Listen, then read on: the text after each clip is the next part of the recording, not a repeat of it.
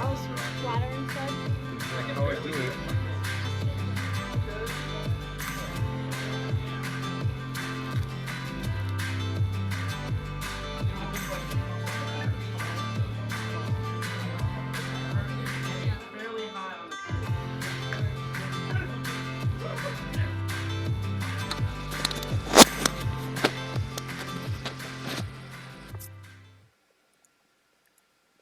Hello?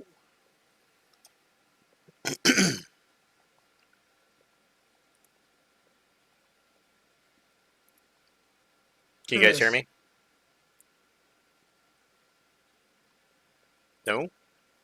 Can you hear me? I can hear you. Sales trying to load Roll20, but it's not. It says it's loading the campaign, but it's not going anywhere. That's a Roll20 problem. I mean, there's really nothing I can do. I mean, I wish there was. Well, I wasn't sure if it like you needed to place her icon, or maybe it was something that you had to click onto. Or something. I sent her the invite. Yeah, let me. Yes, I mean she's trying. Well, she's pulling it up like she can get into Roll20. It's trying to launch the campaign where it's having like where it's loading the map. Yeah, I mean that's a Roll20 issue. It's not. There's nothing I can do about Okay. that. Okay, it looks fine for me, so I'm not sure if it's it wouldn't be pop-ups. Hey. I don't know what extensions might be affecting it, but Yeah, I don't know. Hold on here. Sorry, I'm having cat-related technical problems. I tried turning it off and again. Yeah. So let's see here. Yeah, I've never set up a campaign through Roll20, so I wasn't sure if there was like a switch or something.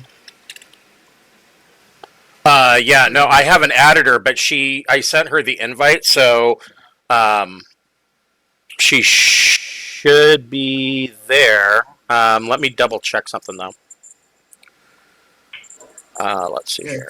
Yeah, she can launch the game. It just she's attached. She's attached to the campaign. So when she clicks launch, it's just sitting. Is that? Yeah, it pulls up the black screen, and it says loading, like it's loading the map, but just never gets past that.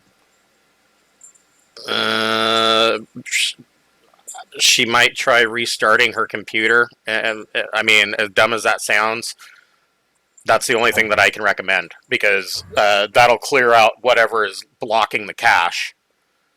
But beyond that, I mean, there's really nothing else that I could suggest. Well, I mean, for now, she's gonna sit here and mess with it. Looks like. Do you want to just move her icon, and we'll use my computer until she gets hers up and running? Sure, and I am working on her token right now.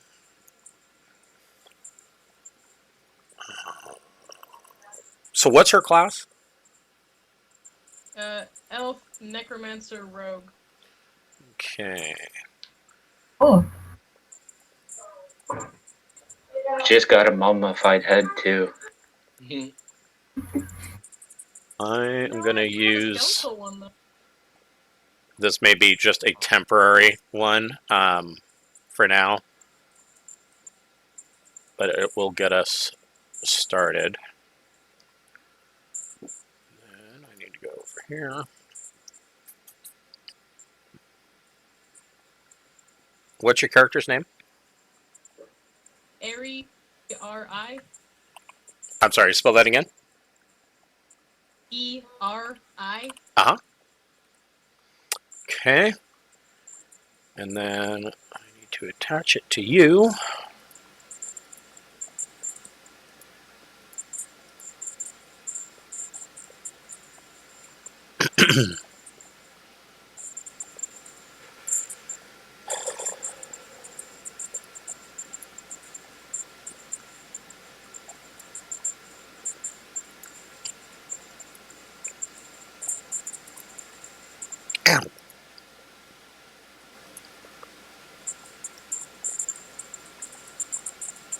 Okay. Just for shits and grins, go ahead and try to join the game again and see what happens.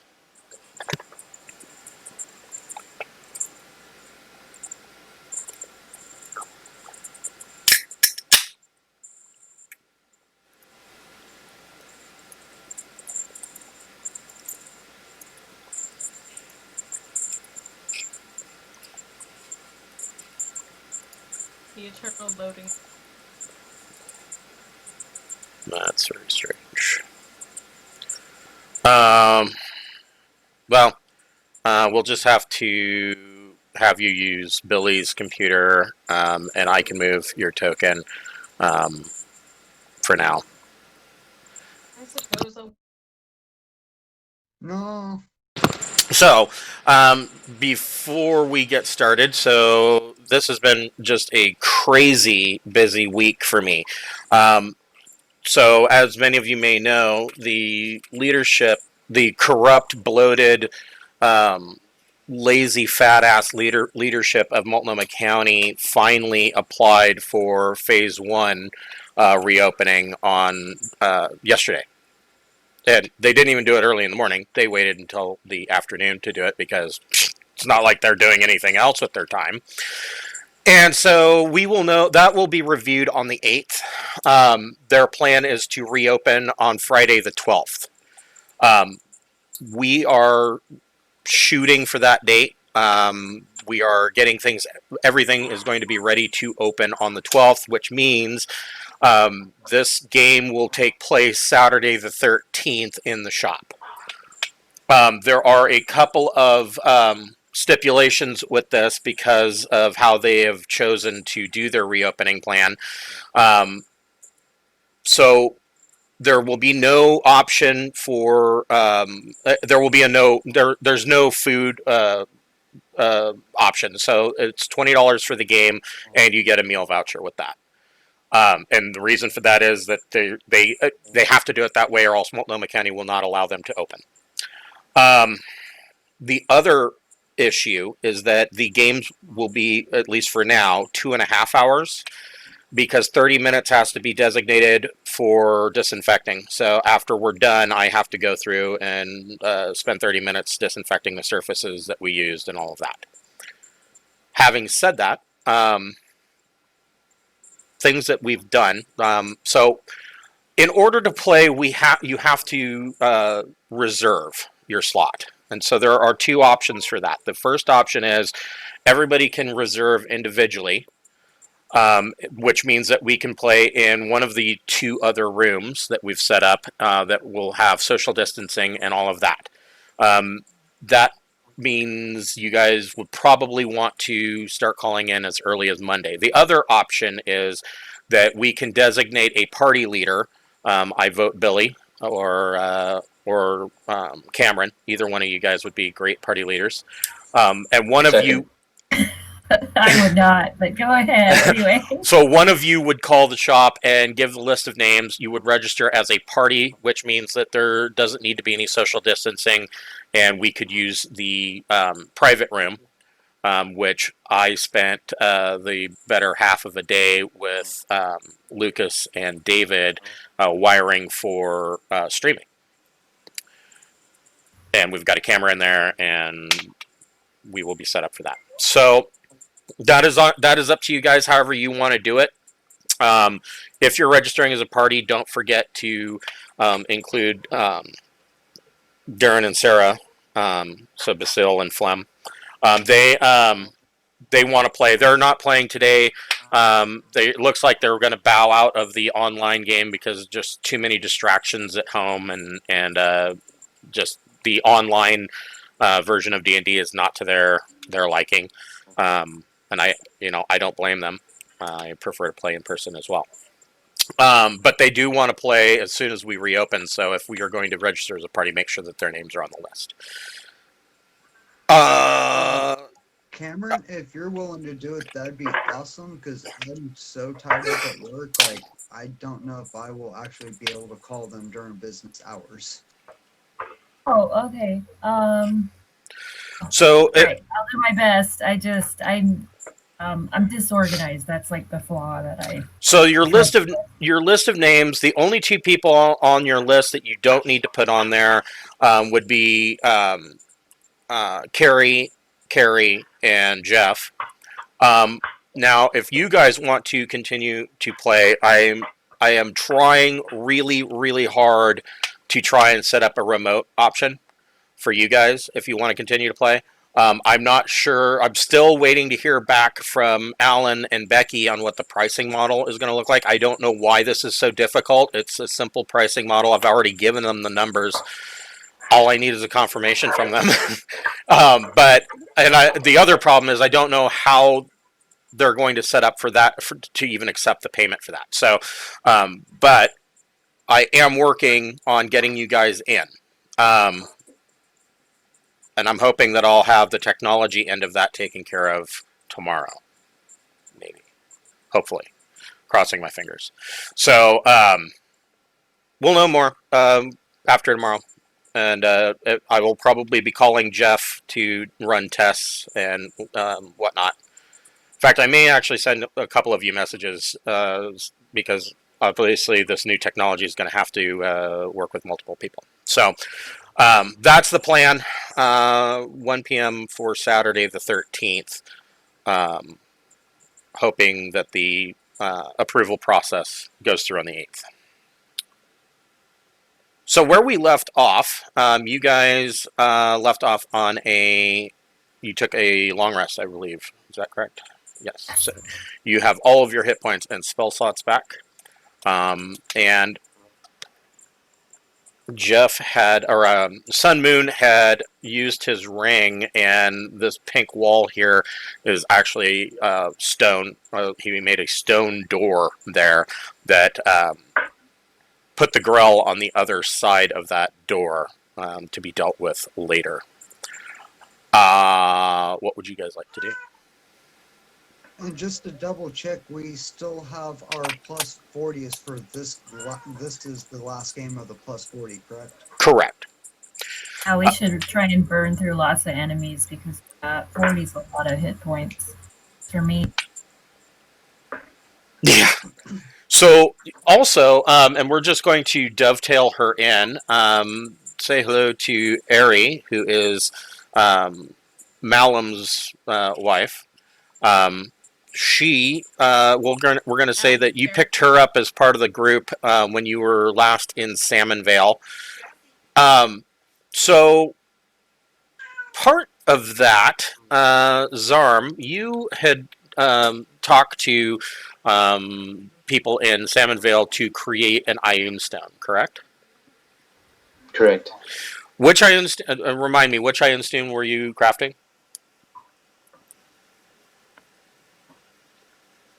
See, now he doesn't remember either.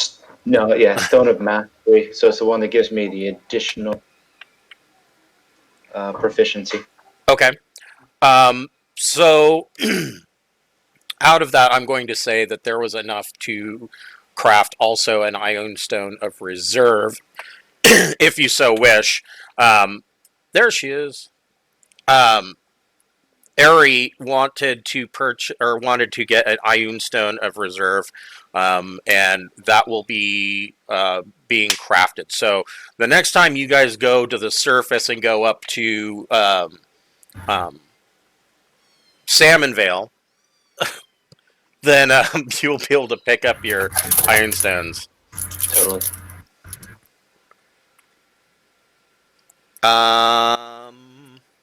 So that'll be So I know that Ari had a wish list of a couple of items that she wanted, and that was one of the items.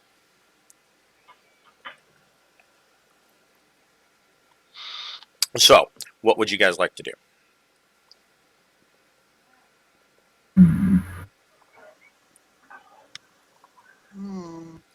We could deal with this thing, the growl, or we could go a different way. At this door here. Yeah, that's true. I'll listen through behind this door, see if there's anything.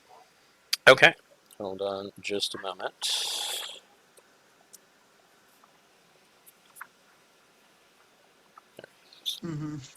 I'll help with cheerleading. Well, cheer while he's listening. Very, very quiet cheerleading. That's how the help action works. Well-known fact. We all By do not pom-pom. casting deafness on the person who's listening. That's right. Oh man. I hear nothing. Hey, I'll give you Blessing of the Trickster. Wait, that's only for dexterity. Oh, I'll do it. okay, I'll try yeah. to. Alright. What you hear is that you are a mouth breather. That's You, you hear the sound of your heart beating.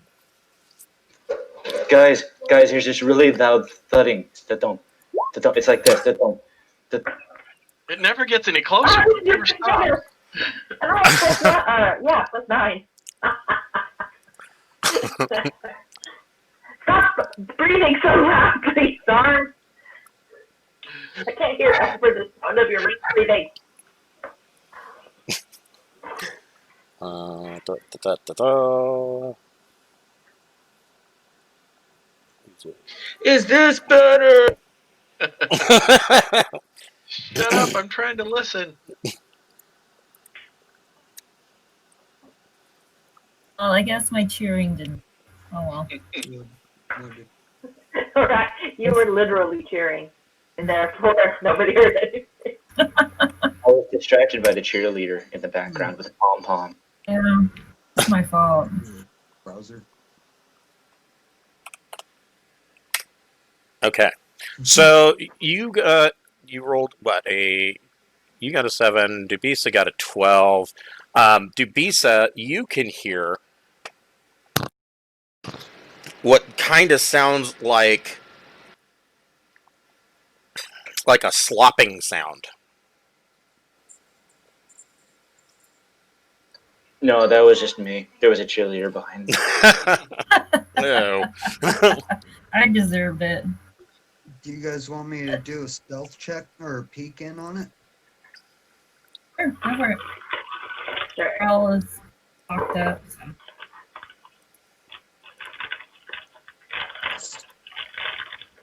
Already my laser beams. Stand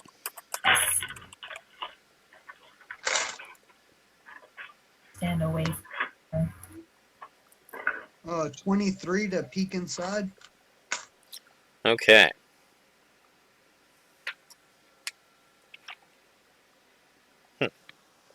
Really?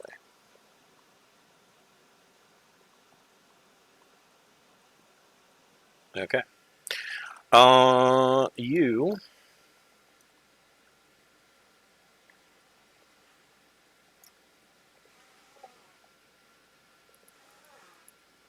Oh, that's better. I had to zoom out. Oh, Chris, I have a question that's way off the wall. Okay. So, Magic the Gathering is now becoming part of D&D, correct? And Well, what? here's kinda. Well, here's my long-term question. So, Magic's becoming part of D&D. Godzilla just became core in Magic. So does that mean now that there's Godzilla inside D&D? Technically, maybe. Yeah. I mean, I do not want to fight Godzilla. the whole it kind of irritates me that WotC spent the time and energy to put out these 2 books for Ravnica and Theros, and the reason it irritates me is because they have had customer bases that have been hammering at them for years since 5e came out that want Dark Sun, Greyhawk, Spelljammer, Planescape, all of these iconic D&D worlds, and WotC has done exactly jack and shit to give that to us, and instead they gave us access to worlds that nobody ever asked for, with like the exception of a very small handful.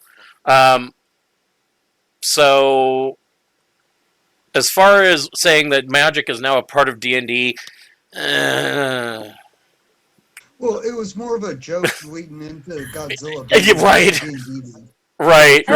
Yeah, I don't. Yeah, Well, I mean, you I was know, trying to think of a way to. So that girl from Stranger Things was Godzilla too. I don't know if that caused. 11 that is in D&D now. yes. So So She's a mind flayer. you know who to blame is all I'm saying. So you peek in through the door. In the middle of this chamber is a statue depicting an amorphous body and thick tentacles hunching over as if to feed. A purple crystal the size of a human head represents one alien eye. And you look at this thing, and it is the wrong tool to move things. You can immediately determine that this statue is covered in an ochre jelly, and it is slopping down onto the floor. But in the middle of this ochre jelly is this purple glowing crystal. Get it. I will lean back in and shut the door and be like, I don't think we should go that way. What is up with this here? It's just a jelly and peanut butter and some bread. This is actually just rubble that has Oh, fallen okay. off the wall. Yeah, That was smoke or something. All right, that's fine.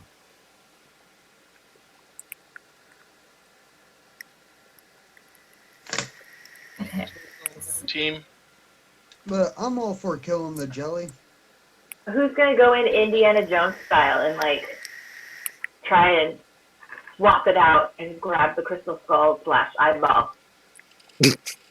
Not it. Those no goes. Speakers, no. I'll go stab it. Just Dan Stab Aykroyd. the slime! Stab the slime! I feel like this is an important step we're so meant to take. Not me. okay, let's go ahead and roll initiative so I find out where you guys are in the stack. However, with Billy's 23, the ochre jelly is not aware that you guys are behind the door yet. So if you want to stealth before, you may be able to beat its massive passive perception of 8. Good way to start, sweetheart. I rolled like crap. And I know you can beat its enormous initiative. Chris, is initiative an ability check? It is. It is your dexterity modifier. So when I roll a 1 on initiative, I can use my halfling power and re-roll that. Yes. Watch me get the save. Okay, better. Just a little. Well, my oh wait. I got a 12.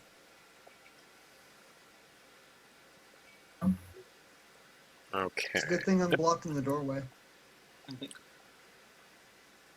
All right. Onomatopoeia. What did you got? An 11? Broke the double-digit barrier on initiative rolls there. Yeah. Look out. Impressive. Zarm, you got a 6. Great.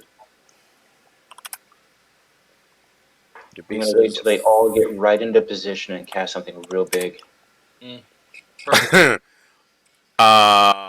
what'd you get? 12. And what did Harry get? Nat 4. What? So 24? Cool. Okay. First adventure, first into the fray. Yes. Go get him. Looks dangerous. You go first. Get him, Ray. Okay. Yeah. So, did you guys, before kicking open the door, or gently opening the door quietly, did you want to make your stealth checks and try to get a surprise round? Yes.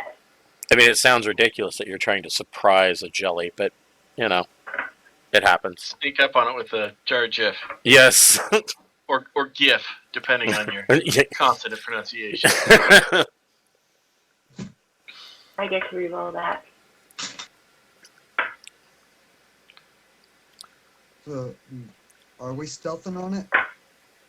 I'll have a It's go. up to you guys. I mean, the benefit of stealthing on it, obviously, is that because it only has a passive perception of 8, so all you have to do is get a 9, and it's not going to know you're there, which means that you will get a surprise. Everybody will get a surprise action on it, and I have a which means plus it's a 8 for surprise stealth. round. I mean, I don't care what Jeremy Crawford says. If everybody's surprising it, that's an entire round. Yeah, I have a plus 8 for my stealth, so I think I can beat its 9. Probably, yeah, yeah. I'm I would ready. think. I hope so, man. That's what I was thinking. 'Cause I got plus 11. Okay, so yeah, you will have a surprise round where it cannot take any reactions. So Ari, what would you like to do? I would like to get within about 30 and then cast it if possible. Let's see here.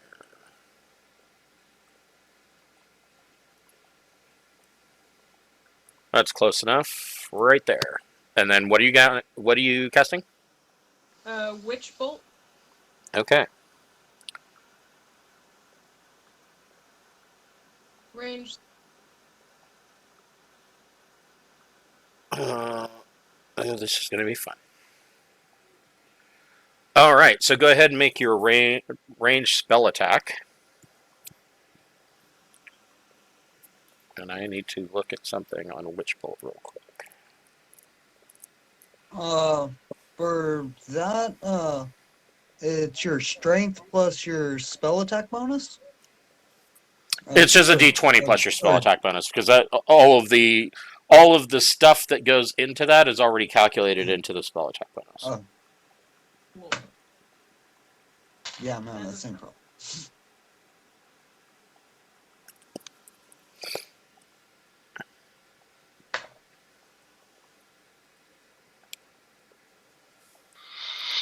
$11. Yeah, you hit. Go ahead and roll your damage, which I believe is 1d12. 12.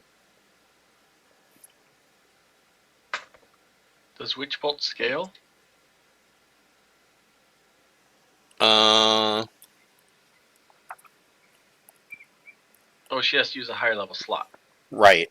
Yeah, it's not a I think it is cantrip. higher slot. It's a first level evocation spell, and let's see, it does 1d12 damage, and it's an additional d12 for every level above that. And I can concentrate on it and keep it going. Right. So 8 lightning damage. Okay. So a weird thing happens when you do that. Really? Hey, And the weird thing is that the ochre jelly immediately splits into 2 ochre jellies because it took lightning damage. And aha.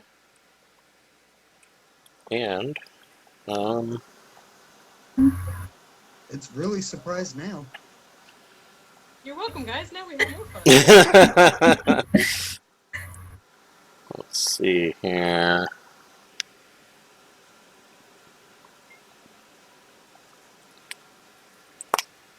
Good job, sweetheart.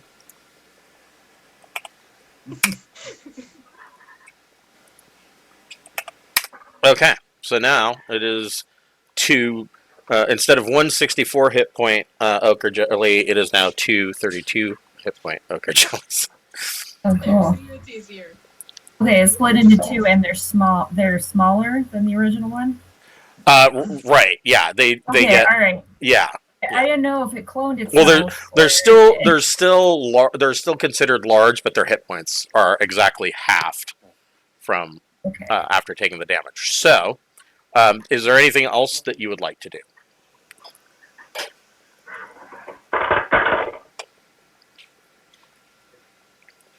No? Okay. Sun Moon, what would you like to do? Is there any reason to believe I've encountered an ochre jelly before, or know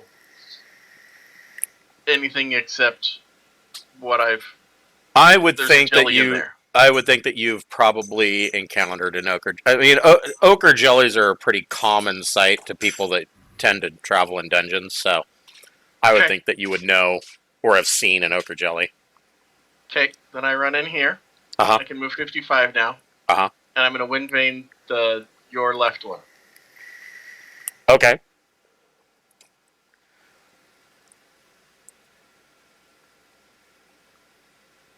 Yes, that hits. 3 lightning. And it splits.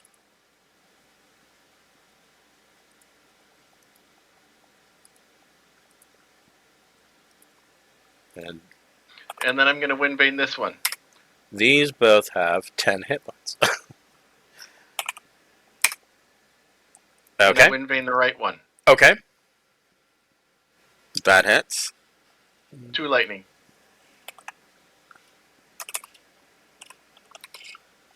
Okay. And he splits. It was turning into like a Don Knotts movie. Why are there so many jellies? And then I will use a key point to dash and move back 55. And I tell the group, okay, I fixed it. There's 4 jellies now. Go get them. Okay. Dubisa, what would you like to do? Oh.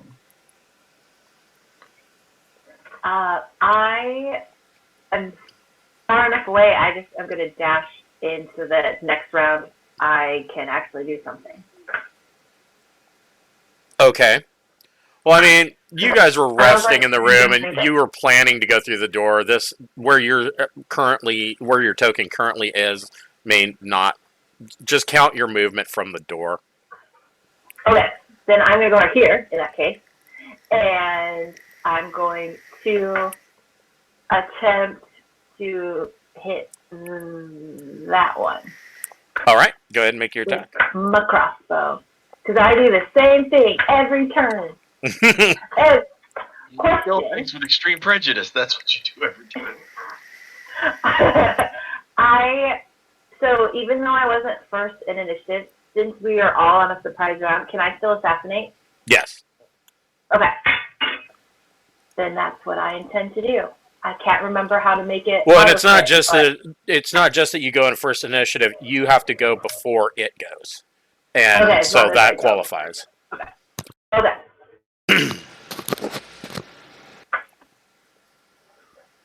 Yeah, that hits. Okay. And so this ochre jelly ceases to be, and it just goes into a big pudding pop. Okay, and then rather than my normal hide, I'm gonna take aim at the next one.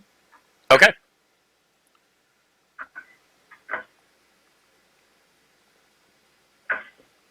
Yep, that hits.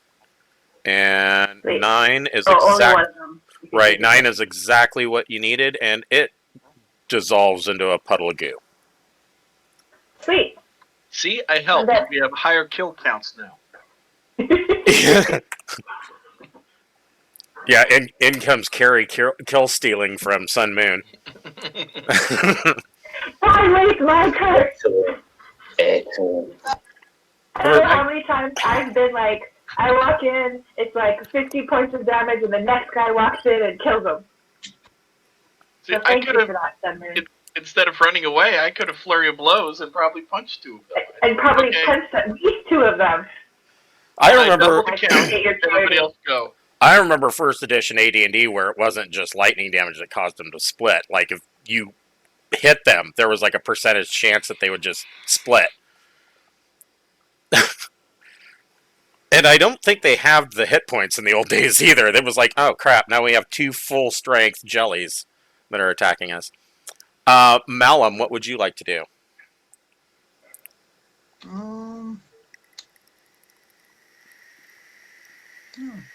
Okay, there we go. I will step down to here, and I will pull out longbow that I just picked up and take a snap at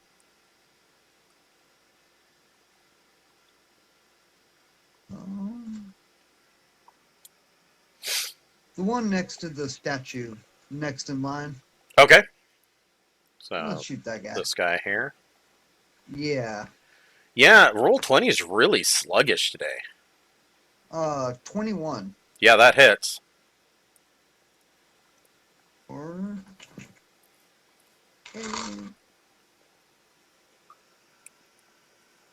oh, max damage, 12 points. Ooh, yeah. You turn him into a puddle. And I'll go and do another shot at the other one. Okay. Oh, 9? That hits. Alrighty then.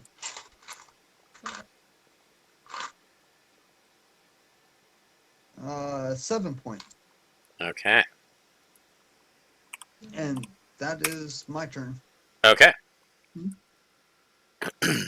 So these guys might be dead before they even get to go. Onomatopoeia, what would you like to do? Let's see.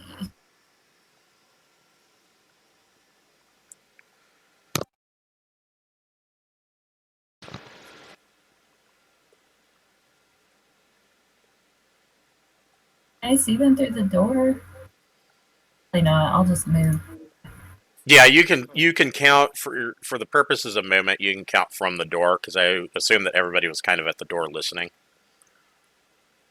Okay, let's do Toll the Dead on the jelly. Ooh. Okay. Somebody was making a lot of noise while we were listening. Well, the jelly only gets a 13. Okay, and it hasn't. Has it been injured yet? Oh, yeah. Does it count? Yeah, Okay, it's since it's almost dead, so you're probably gonna kill it. Okay, let me.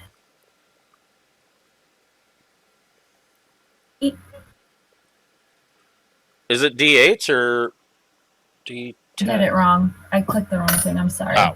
2d12s. Or 2d12s? Yeah, I know it goes up as you. you go higher in level. 16. That makes more sense. All right. 16 points? Wow. So yes, you guys hear a dong, and the ochre jelly goes sploosh.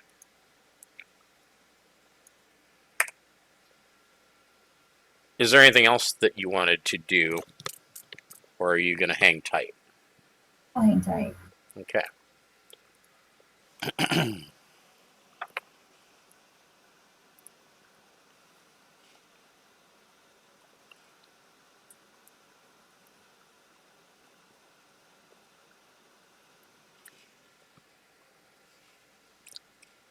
The Grell can hear the sounds of battle,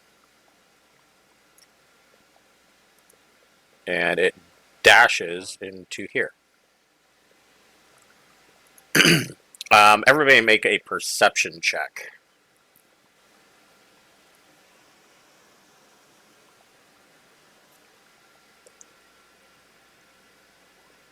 Jeez. Okay, so yeah, you guys, you can hear that the tentacles. Jeez.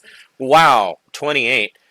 You can hear the sounds of the Grell's tentacles scraping on the wall of the rock, and it's kind of echoing throughout the chamber. You know that it has found another way in. Zarm, what would you like to do?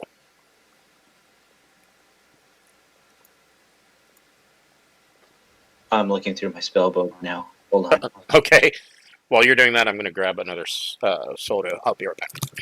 I'm gonna go get batteries for my vape real quick.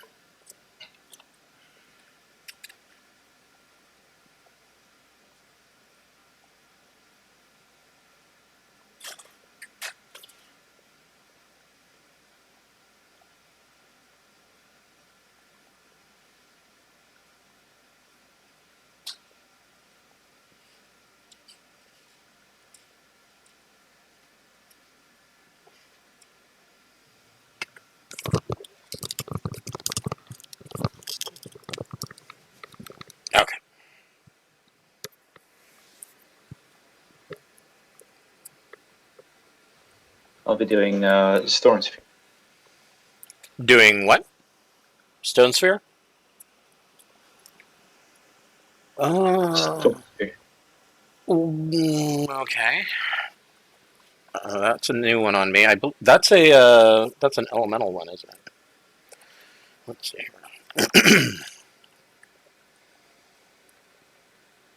We used it in the last one. Basically, it's this 2d6 with bludgeoning damage, and it's a sphere Oh, there as it long is. as I have constant. Oh, right. Gotcha. And at the end of my turns, I get to do a 46 lightning damage. So he needs to make a strength saving throw. He gets a 19.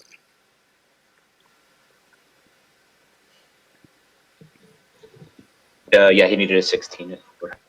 Okay, so he saves, so he doesn't take the 2d6 bludgeoning damage.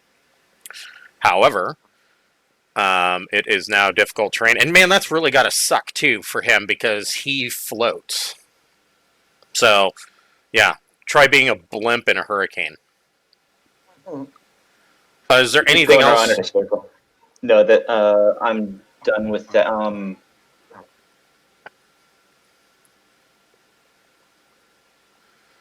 So you could, if you wanted to, cause on your bonus action, you could cause a bolt of lightning to leap from the center of the spear if you wanted to.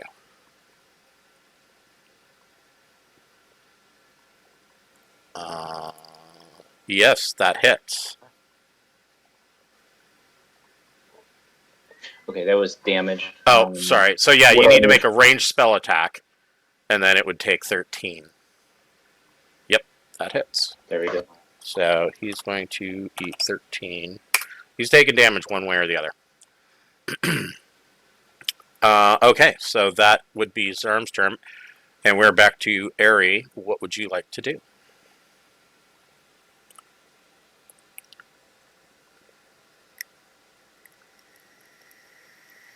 One second, she's looking at her spells. Okay.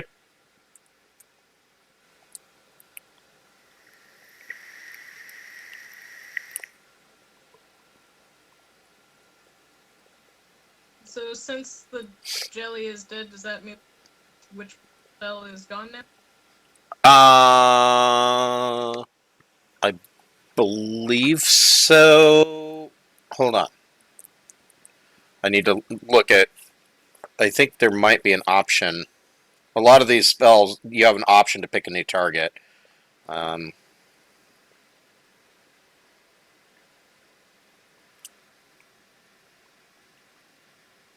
Nope. Yeah, it ends. But there would be no reason that you couldn't cast it again, if you so wished. In my opinion, Witch Bolt is a highly underrated spell. I don't know why more people don't use Witch Bolt.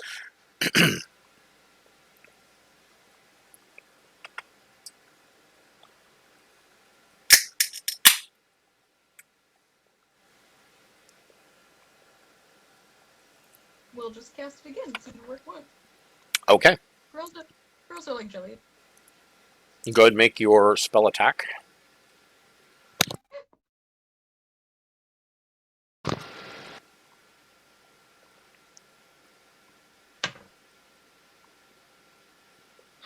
Nat 20. Whoa. So, yeah, roll your damage dice twice. Roll down. I imagine she'd probably be standing somewhere adjacent to the 19. Yeah, probably would have moved.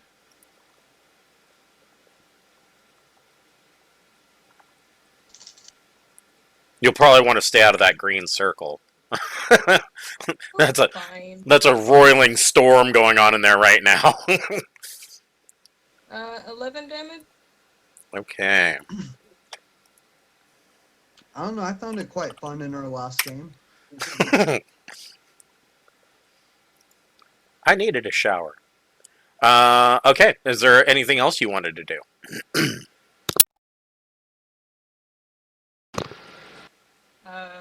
Read through my spell book. Okay. Sun Moon, what would you like to do? I'm going to move up and get on speak, Okay. and then he's going to do a move and dash down to the rock to close off if the girl tries to retreat that direction. Nice. Okay. I'm not going to get in the spell effect. Speak took enough damage the day before. I'm just going to wait as closing off an exit. I don't want to Hey, beat my that's poor nice. bullet.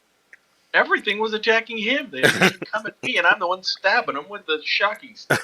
Yeah, but let's face it, the bullet is far scarier than Oh, the sure. than the halfling with the toothpick. I didn't train him such that he could be a meat shield. Yeah, the halfling Go. running around with a big lightning spear going, butt scratcher, get your butt scratcher. Dubisa, what would you like to do? One quick side note. I need to add a +4 to that. For the damage? Yeah, I have a draconic thing that Oh, adds that's right. +4. Okay, I went ahead and took another 4 off. Thank you. Dubisa, what would you like to do?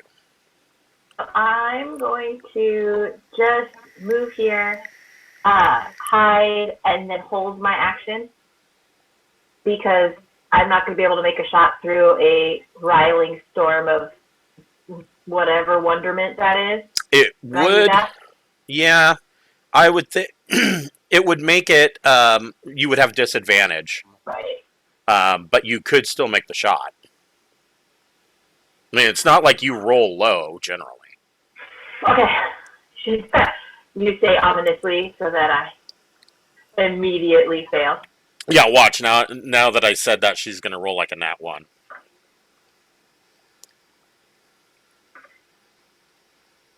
Yeah, I did. I literally did. Thanks a lot, buddy. Wow, I cursed her. So, I'm Can make another crossbow attack. since we're gonna go ahead and pretend that one didn't happen, because if I were to punish you for having a nat 1, I'd feel really bad after cursing you like that.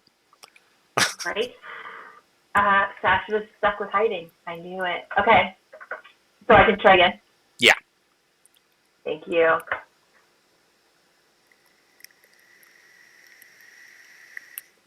Better. Better. That is better. Okay. So, oof. Wow. So, yeah, much better, because you plant a crossbow bolt right into the beak of this grell, and it kind of goes and drops to the floor. Awesome. So, everybody make an investigation check.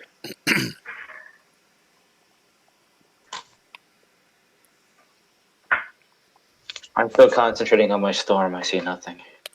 That's true. Is it dead? I can't see through my own spell effect. Random lightning bolts going everywhere.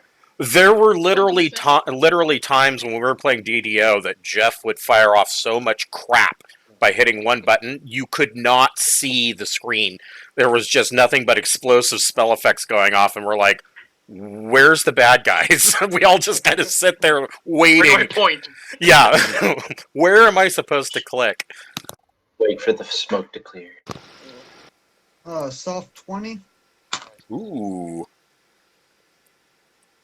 27 for Airy.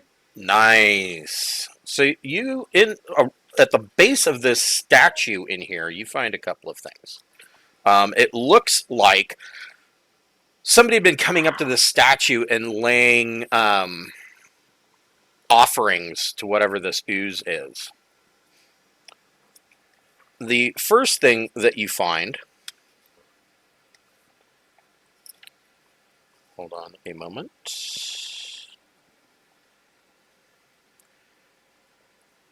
Ari, you find, why can't I find this now?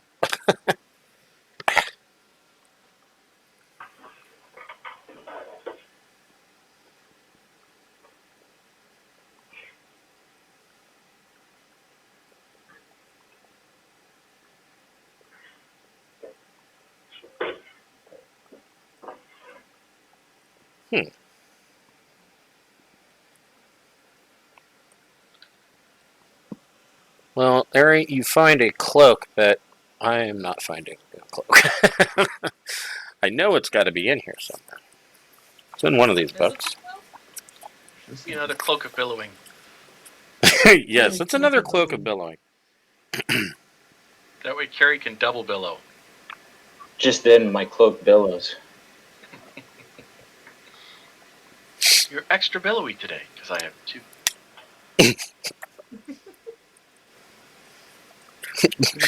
The first one is just shaped like a wife beater tank top that you wear underneath your other cloak.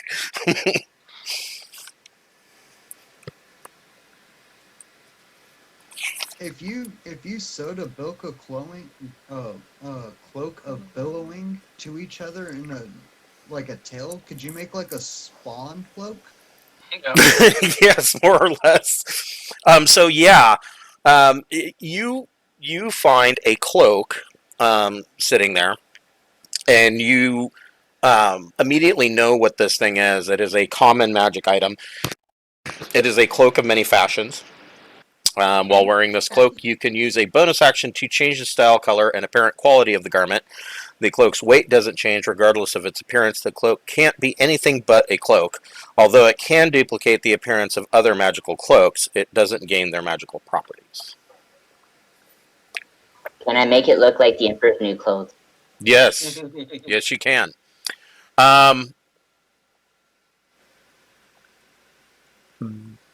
Malum, on your soft 20,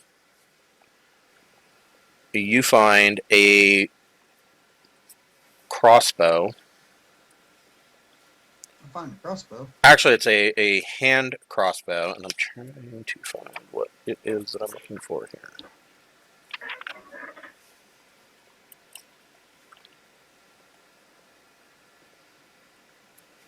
And I don't know why I'm not finding it. It is a +2 crossbow of lightning. It does an additional 2d6 lightning damage. And it is a +2. I have a question about the 4 jellies. Mm-hmm. The first jelly had a glowy purple stone in it. Yes. Does each of the new jellies also each have a glowy purple stone in them? No. I was hoping to duplicate treasure with the inventory button. So, and further, you investigate that glowy stone, and on your investigation check, you discover that the stone is just worthless glass. It's not even a special stone in any way. For some reason, it glows.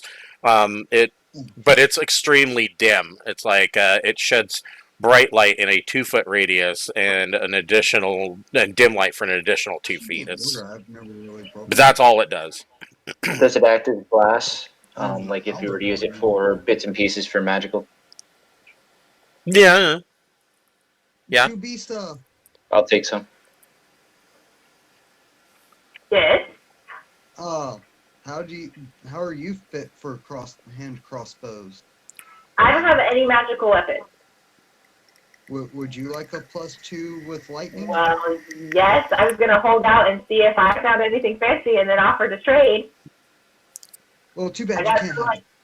I got some like ruby rings I can throw into the mix. You can go ahead and have it. It will help the party. Yeah, I don't think we've done a buy-in for a party function. And we complained about her vanilla rapier last game session. Right. Forget it. I know. I'll be like, and then take this as the power summons and blah blah blah, and I'm like, think, trying to keep up. If you're gonna live long enough to have your Scrooge McDuck vault, you need some magic items. I do. You also find a +1 Frostbrand short sword.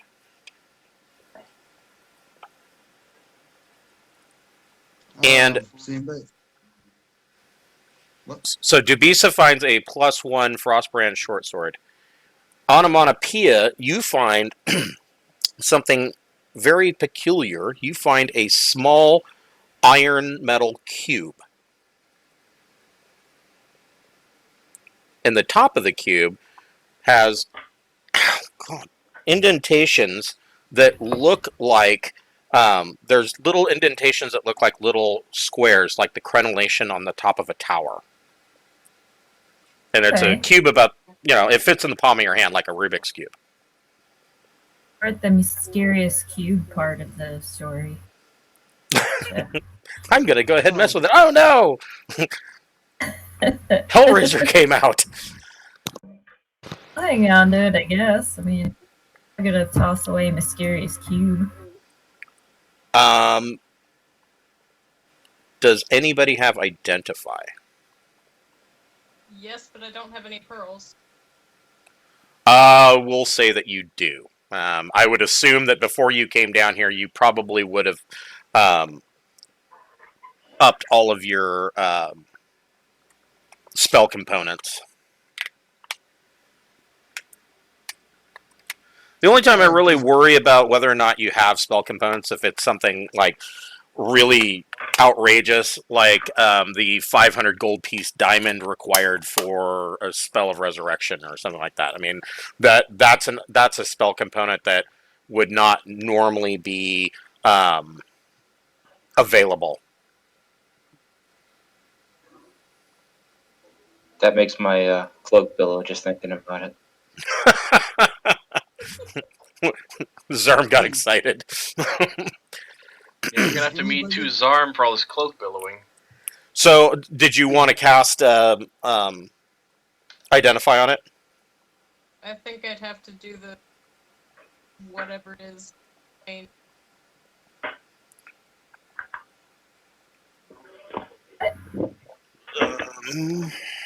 don't think you have to do anything special.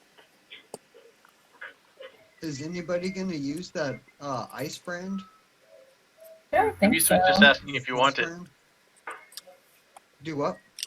Dubisa was asking if you want it since she got the crossbow. In the chat. I think I will take it. Oh, I think Identify just takes a minute to cast, so we got a minute. Yeah. Hold on. Yeah, but I mean, I didn't choose it as one of the card spells. And there's.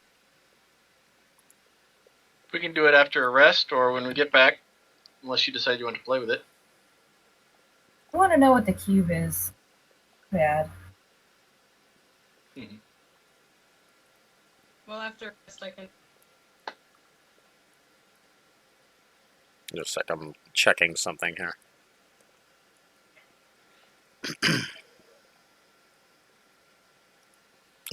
Why is this not telling me what I need to know?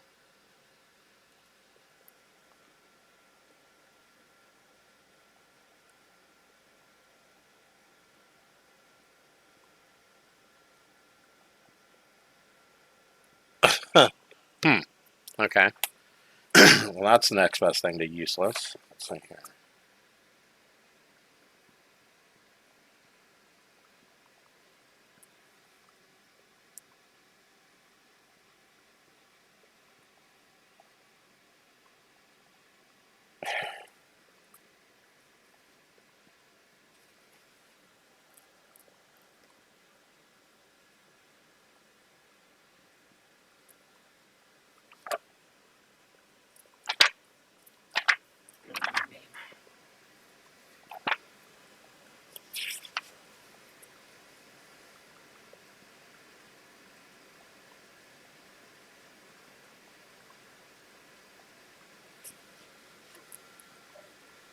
So here's an option for you. You can cast Identify as a ritual spell, which means it will not take up a spell slot. It just takes 10 minutes for you to cast. And I mean, you're not under any threat. You're out of initiative, so if you wanted to cast that as a ritual, you could. E or Airy? Airy. Okay. I can tell you what. So what I'm saying is, if you wanted to, you could cast Identify as a ritual, which doesn't take up a spell slot. Okay. So After 10 minutes, she casts Identify as a ritual. What this cube is it is a Daren's Instant Fortress. Yay. You can use an action to place this 1-inch metal cube on the ground and speak its command word. The cube rapidly grows into a fortress that remains until you use an action to speak the command word that dismisses it, which works only if the fortress is empty.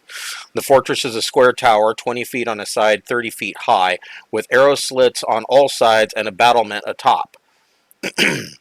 Its interior is divided into into two floors with a ladder running along one wall to connect them. The ladder ends at a trapdoor leading to the roof. When activated, the tower has a small door on the side facing you. The door opens only at your command, which you can speak as a bonus action. It is immune to the knock spell and similar magic, such as that of a chime of opening.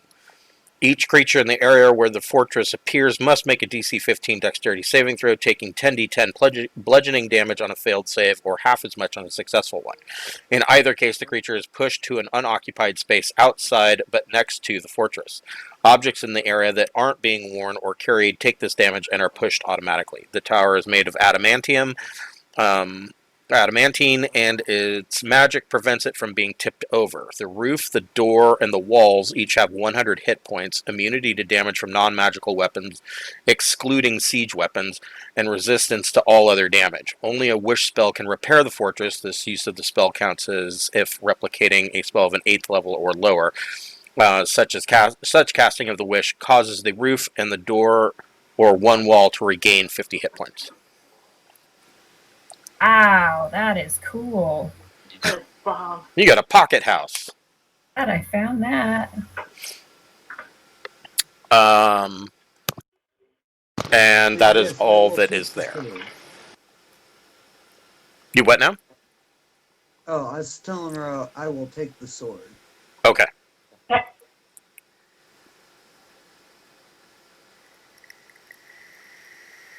All right, let's keep exploring.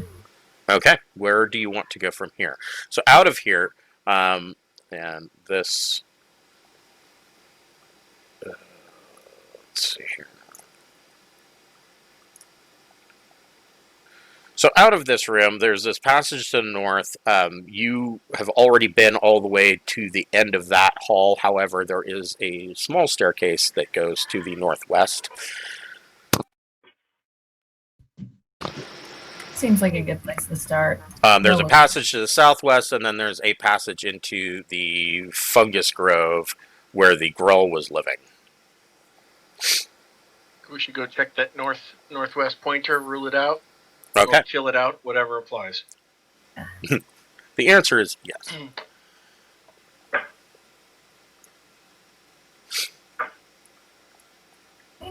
Am I all? Oh, there we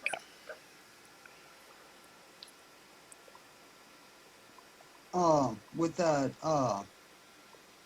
Frostbrand's short sword, was that a +1, a regular, non-plus? It's a +1 Frostbrand short sword. Oh, okay. So it does an additional 2d6 of cold damage. And it is a +1 to attack and damage rolls. I got the cold damage, I just wasn't sure if it was a +1 or not. Yeah.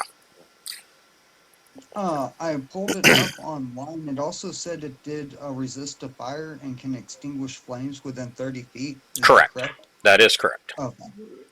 Okay. Where is my guy? He'll do for now.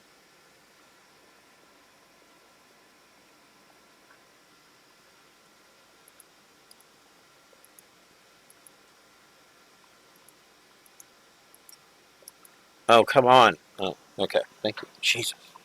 Yeah. Roll20's having issues.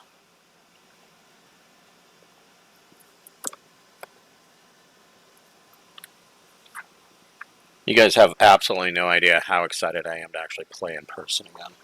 You don't have to rub it in. Can't you get a weekend pass and fly up? I'll talk to the Lotto about that.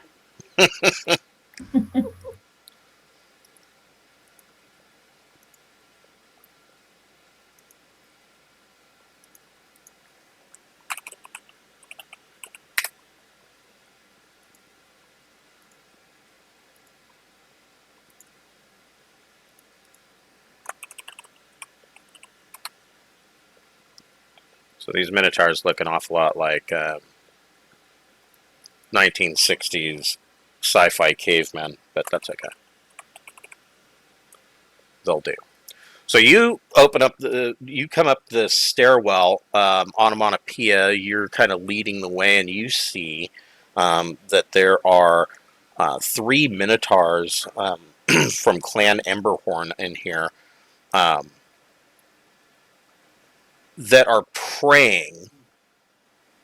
A blackened ogre skeleton stands against the north wall of this cavern, pinned in place by iron nails and rawhide straps. A black iron brazier full of hot coals stands in the middle of the room. 3 huge, filthy bedrolls lie near the feet of the ogre skeleton. And these 3 minotaurs are down on their knees, kind of bowing and praying to this black skeleton that's hanging on the wall. Yes, that's because they haven't heard of the crushing wave yet. They're about to convert. They are going. Oof.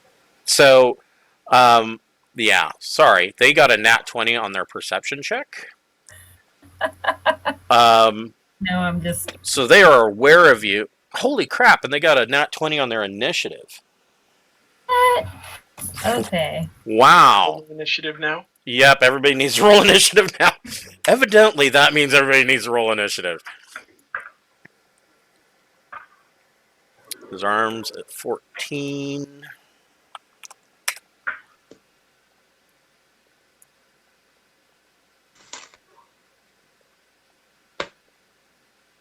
Seven for Airy.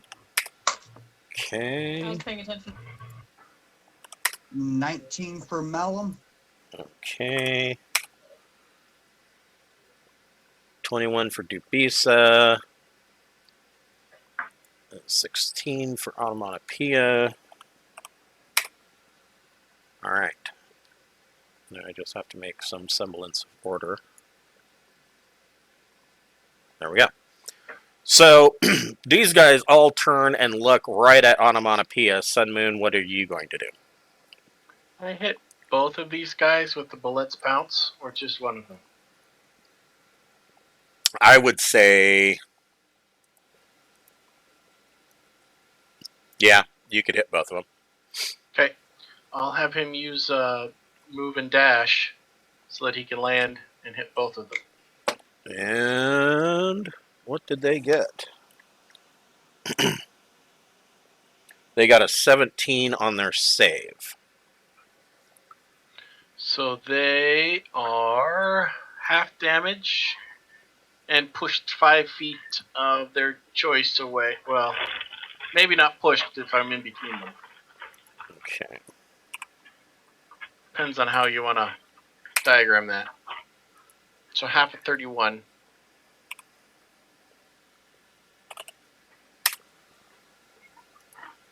Okay, so... yeah, we'll say they get kind of pushed away like that. And then depending on how you diagram the push, can I still reach them with Wind Vane?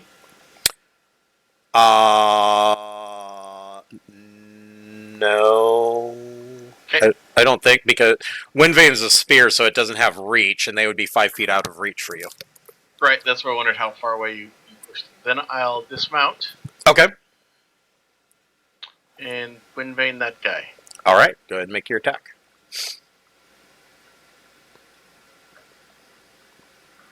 That does hit for 14. Second on him. Yep. For another 14. How's he looking? Injured, but not as, he's looking more healthy than you'd like. Okay. Key point, flurry. Okay.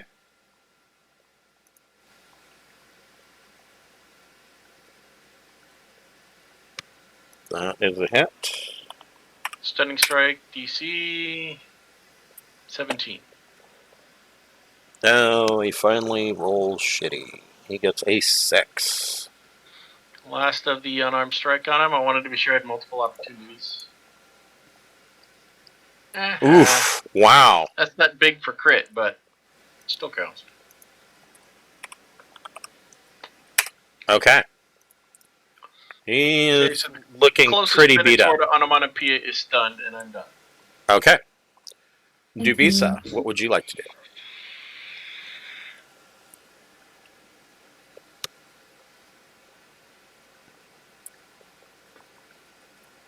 Okay. I'm going to go into the space, and I have not had time to add the fancy qualities of the crossbow I just picked up, but I am going to shoot it at. Okay. Go for it. So it is +2 to attack and damage.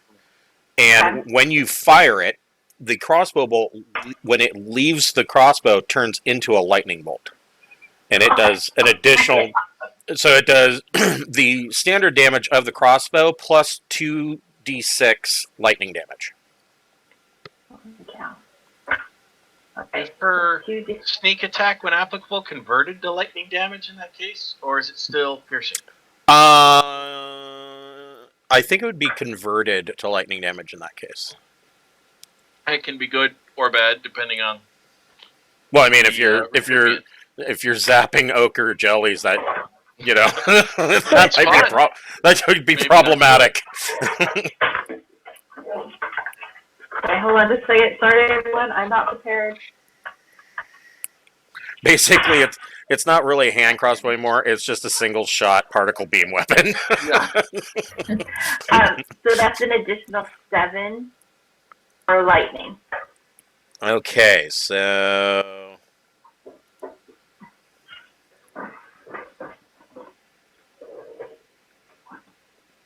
So you just did 27 points of damage. Awesome. In one shot. Yeah, that really got his attention. And any hair that he has on him is all sticking straight up. Like smoking, and like he put his hands on one of those static. Would you like to make another shot, or do you want to hide? I'm going to hide this time. Okay, go ahead and make your stealth check.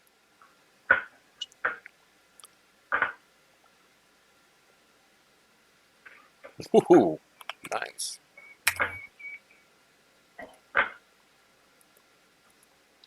Okay, you are hidden. And his passive perception is only a 14, so he's like, where the hell... What happened? How did this take place? Nice. The minotaurs... So this guy is going to attack Sun Moon. He is stunned. That's right. He is stunned. So this guy is going to attack your bullet. AC 18.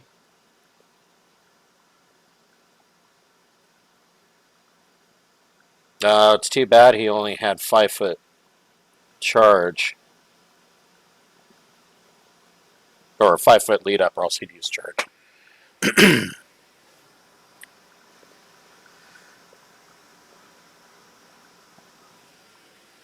So a soft 20. Yep.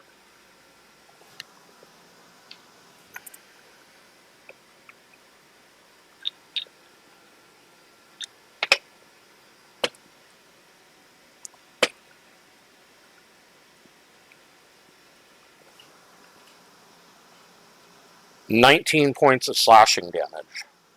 Speak! I will avenge thee. Oh no! Don't give up yet. He's not dead yet. Shit. No, I have a new purpose. Speak doesn't take the majority of damage. And this guy is going to run over, and he's going to make a... He's going to make a charge.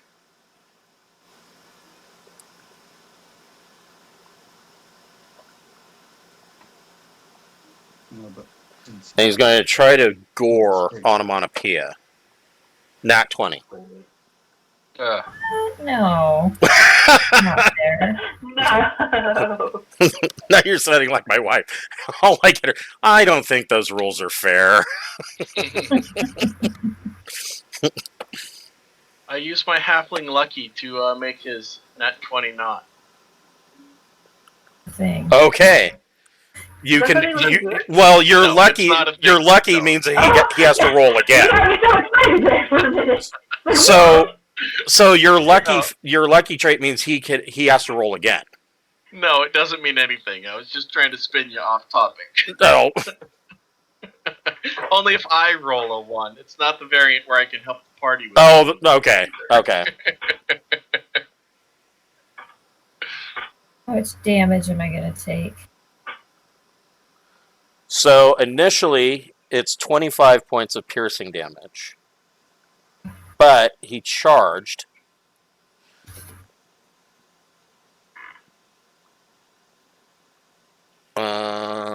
So there's 25. Where I will resurrect you as a tiefling. So it's a total of 36 Yes, points of piercing damage, and you need to make a DC 14 strength saving throw. Yeah. Man, Minotaur charge attacks are no joke. Okay, so then you are knocked back 10 feet. Whoops. Okay. To the bottom of the stairs. Zarm, you just see onomatopoeia with two big bleeding wounds in her chest and come tumbling down the stairs. And you are prone. Well, I have those extra, what was it, 40 points? Right. I'm basically okay with burn through almost all of them. So, okay. So, Malum, what would you like to do? Well, now that he's a little close.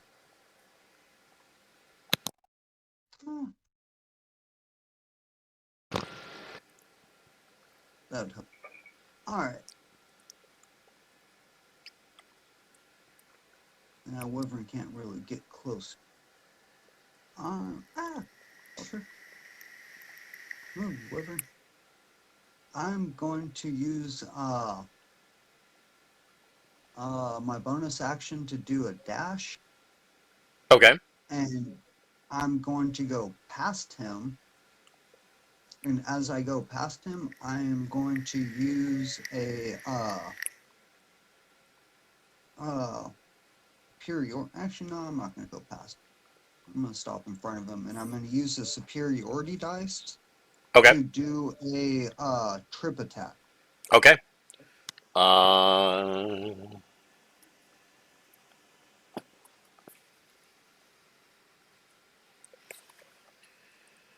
And since he's outside of a 5-foot range, I'm get to apply. So you need to. So for your trip attack, you need to make a weapon attack. Yep. Which is going to be 18. That hits.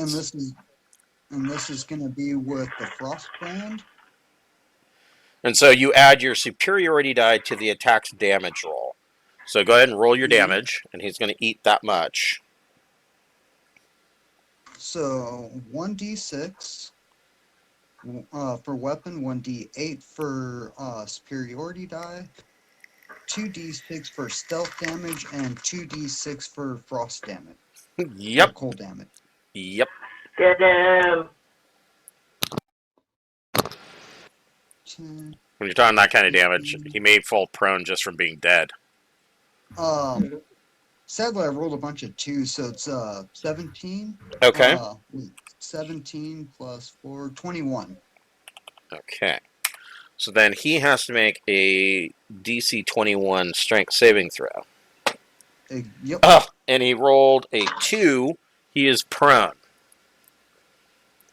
You trip him, and he falls flat on his ass. And then I will do my second attack with the rapier. Okay. For 21. And don't forget, you get advantage on that because he's now prone. Beautiful combo. Yep. Fighters are brutal. I don't understand why more people don't play fighters. So 21 was the best, so let's see. 11, 13, 18 damage. Ouch. Okay. And that will be my turn. Yeah, that was a good turn. Onomatopoeia, you can use half your movement to stand up. Okay, I'll do that. So Don't- this thing they were like praying around. Does my character have any idea what that is? Are they trying to like resurrect or summon something or Make just- a make a religion check.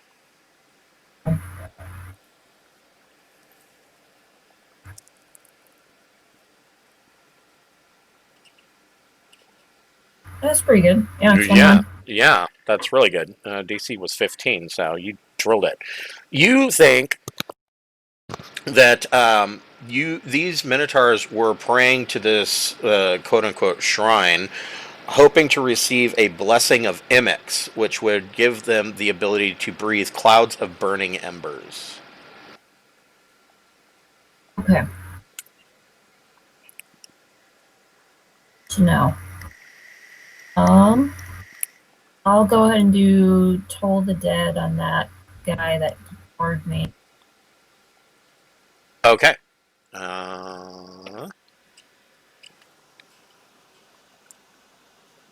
He gets a 16 on his save. That is my. Yes, it is. So it didn't work. So he saved. Does he take any damage from that then? I'm actually not sure. Let's see. It's not very often that they actually save against Toll the Dead for some reason. Because it's a wisdom check, most things. Right. Except for clerics won't have a great one. I think it's kind of funny that minotaurs have such high wisdom. It's all that maze work that they do. If the target Doesn't say or half on a save. So no, he just saves outright. So okay, I'm gonna kind of sneak away as the rest of my movement. okay, all Yeah. right. Yeah. Zarm. And Zarm, what would you like to do? Okay, I'm gonna take a step up behind Malum. I want to see this guy, and I'm gonna cast Hold. Hold on just a moment.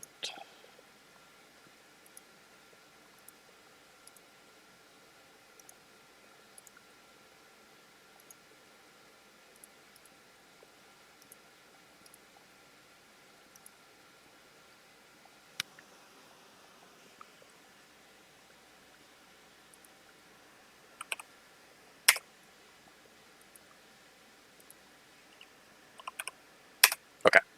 So what are you doing? Hold monster. Okay, on the one that Malum is fighting? No, on the one next to Sun Moon. Okay, so he's stunned, and then you're going to hold him as well. No, you're right. So this one's prone, this one's stunned, so let's aim for this guy. Okay. If I can see him. And what kind of save does he get? Oh, here it is. Wisdom 16. Okay. Not 20. He saves. Okay, well. Man, I'm loving this dice today. Can you roll with one of the other ones, please? That'd be great. All right, I'm going to use a Quicken spell, which is one of my features, so that was a bonus action. And then I'm going to step back and use my Wand of Minor Curing towards Automata. Okay. 1d4 plus 1. All right. Go ahead and roll 1d4 plus 1. Plus 3. Mm-hmm. So you get another 3 hit points back. It's funny how quickly, as you level up, those minor heals are just they're good if you drop to 0 hit points, and that's about it. Yeah, I might save that from now on. Yeah, and that. I think that wand recharges a couple every day as long as it's not empty. So you just have in mind you could use it like 5 times, and then yeah, rename it the wand of Not death. right. Yeah, the wand of death saves. The wand of stabilize. The wand of stabilize. The wand of I'm not dead yet. Well, on my last level up for one of my maneuvers, I took Rally, which will allow me to give temporary hit points to an ally. Nice. Cool. That way I can help stabilize people. So, Ari, what would you like to do?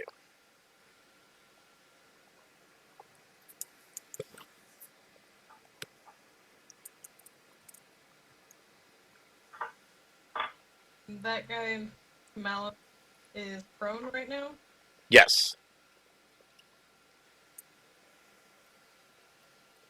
How does like attack work? So, so if you were to do a ranged spell attack right now,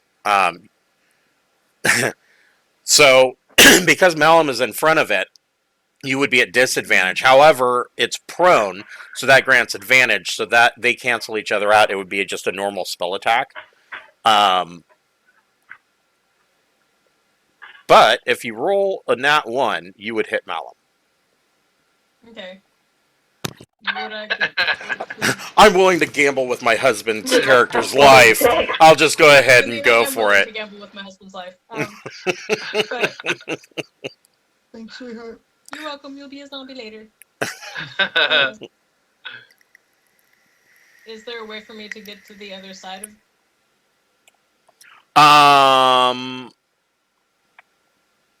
Like, can I just walk over him? He is. Excuse me. Yeah, if you wanted to move to the other side of him, he is prone, but he would still get to make a attack of opportunity, but it would be at disadvantage.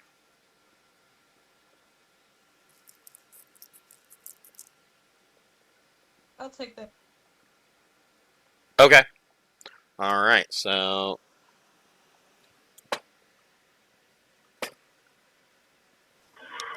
Are you trying to get by him to get flanking sneak damage? So he got a 21 to hit. So he whacks you.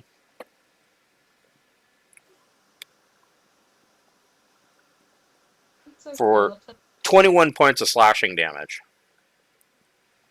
He, like, rakes his axe across your foot. That was very rude.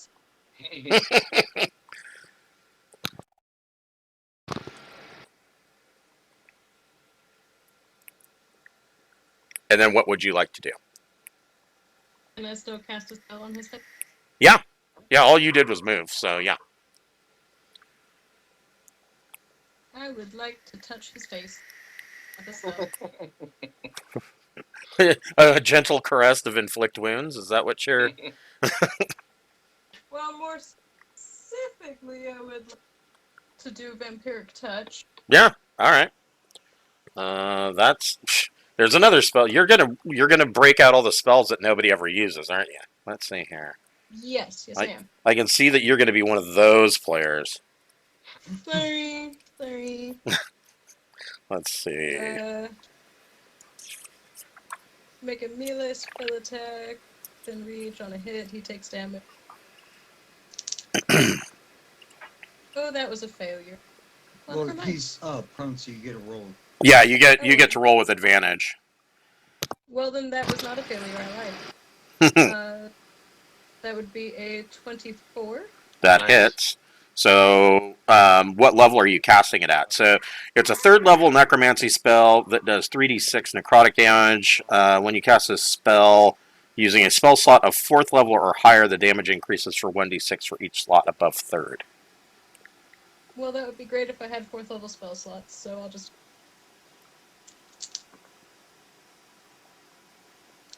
At level 10, you don't have 4th level spell slots? Not when I'm also a rogue. Oh, right. I keep forgetting that. But here's the benefit of that. So yeah, your vampiric touch is only going to do 3d6 damage, but you also get to roll your sneak attack damage. Oh, well, that's... 2d6. Because it's a melee attack. Yep. Melee spell attack. Yep.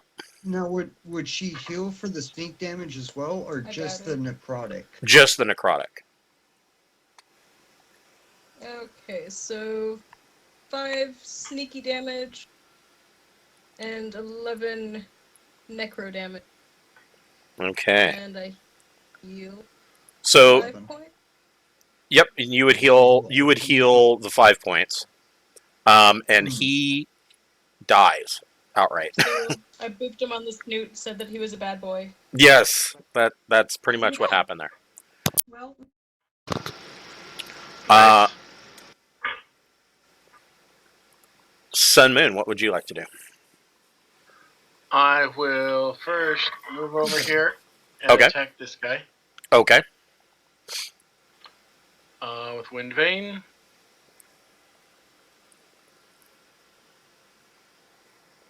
Yep. And I'll spend a key point to stun him DC 17. Okay.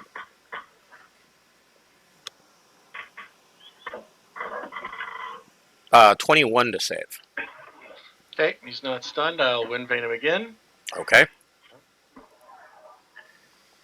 Yes. Jesus Christ. Another key point to attempt to stun him. Okay. Oh, not one. He is stunned. Then I will point at the other prior stunned guy, point to speak and say, kill. Okay. So speak will bite the currently stunned guy. Okay. He has advantage on his roll. Like, he needs that, but whatever. Yep. And this guy is bit in half. Okay. Beef's on the menu. Point at the remainder and go, he's stunned, have at him. Okay. Bullet speak stun, I'm done. Okay. Dubisa, what would you like to do? I would like to shoot him. Okay. Your stealth, you would probably want to move. You would be disadvantaged because Speak's big butt is in in the your way? way. Yeah. Okay, hold on. But you could hold move on. like here. Or actually, I would recommend moving like here. Here. So I'm not standing right here with what's metagaming what's coming next. Right. Alright. I would think that the rogue would be smart enough to not want to leave their back against an open stairwell in the middle of a Right. combat. Nice shot.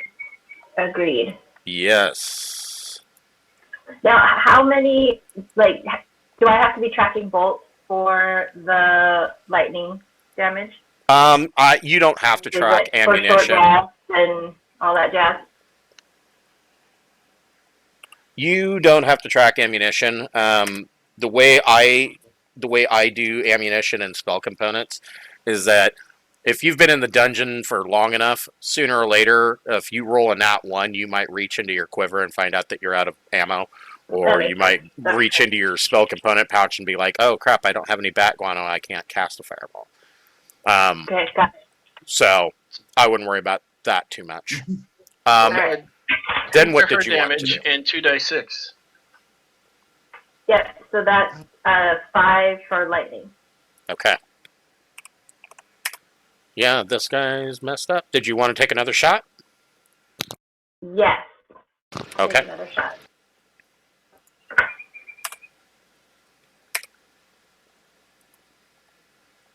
That is a miss. It is a miss. Yep. Okay, I'm done. Okay.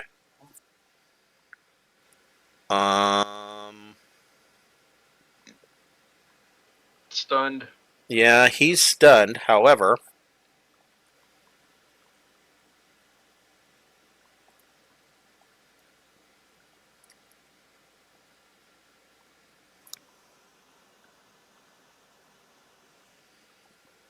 he can make that. So this guy charges Airy. How rude. Ugh. Don't die. And I'm Don't die. sure that your AC is higher than 8. Yes, yes it is. He misses his gore attack. This guy.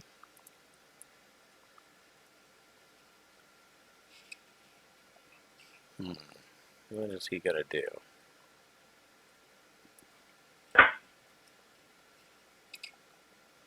This guy is going to come up around this way. And that is their turn. Malum, what would you like to do? My turn? Yep. I will inch my way past people. I will step to the backside of him. I'm sure he'll get an attack on me. No. So you have fancy footwork, so he wouldn't get an opportunity attack anyways, and you could, I would think that you would be able to slide around Airy. Well, fancy footwork only counts against creatures I've made an attack on. That's true, but I'm still going to say that you could slide around the backside of Airy, and Oh, okay. He hasn't exited the Minotaur's threat range, so he's in the threat range. You could do cartwheels around him as long as he doesn't leave the 5-foot zone. right. True. Alright, so I will step there and I will hack at him with the frost brand. Okay, I'm going to assume 25 hit, it does. and he has no friends nearby, so he takes sneak damage as well.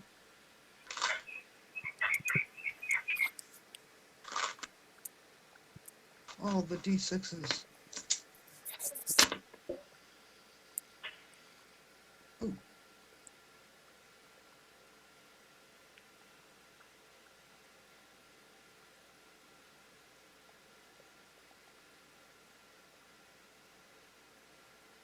It's going to be 26 damage. Yikes. Okay.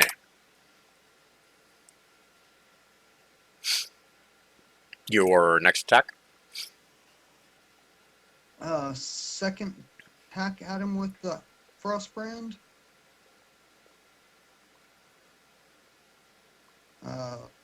22. That is a hit.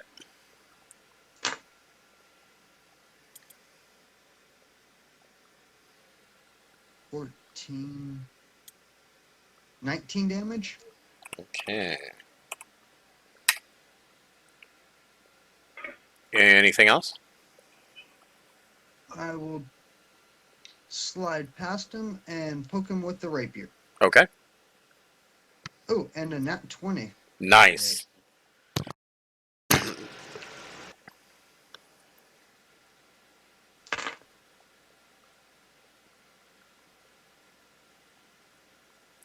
Hold on, that one only get 13 damage. Okay. And I will 5-foot step back away from. Okay. Onomatopoeia, what would you like to do? Oh, those temporary hit points that are gone. See. Well, they weren't temporary. They are temporary, but they don't classify as temporary hit points. They were 40 points added to your maximum. Okay. So if you were to get, let's say that this all ended and you guys took a long rest, you would be able to raise up to those 40 hit points again. Okay. It might be worthwhile to try and heal myself to get it back. So. Yeah, you probably don't, just in case, you probably don't want to take one of those hits again. Yeah, that's true. You will also have a superior healing potion. Oh.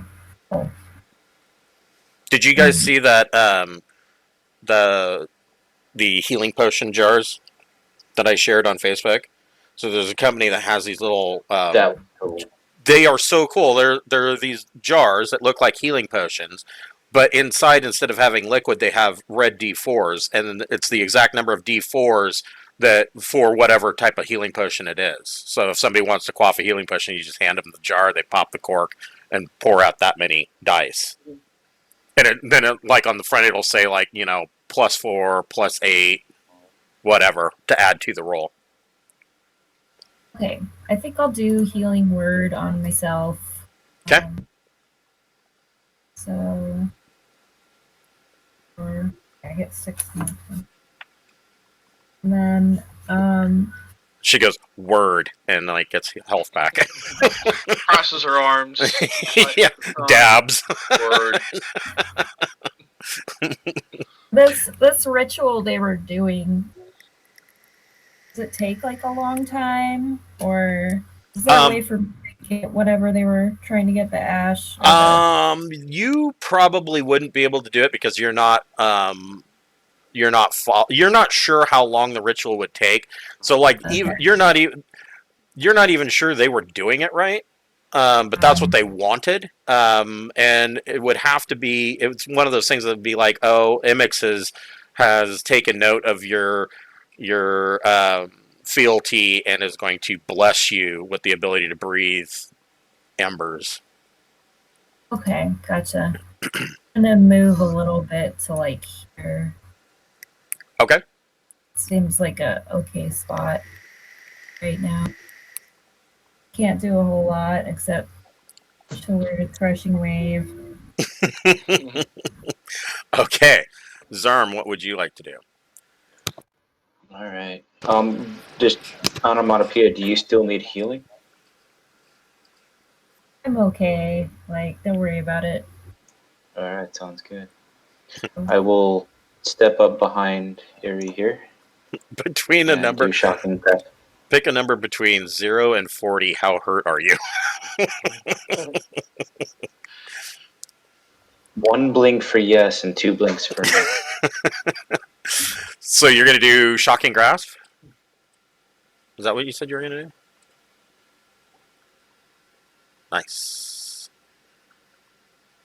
Yes, that hits. It's for 17.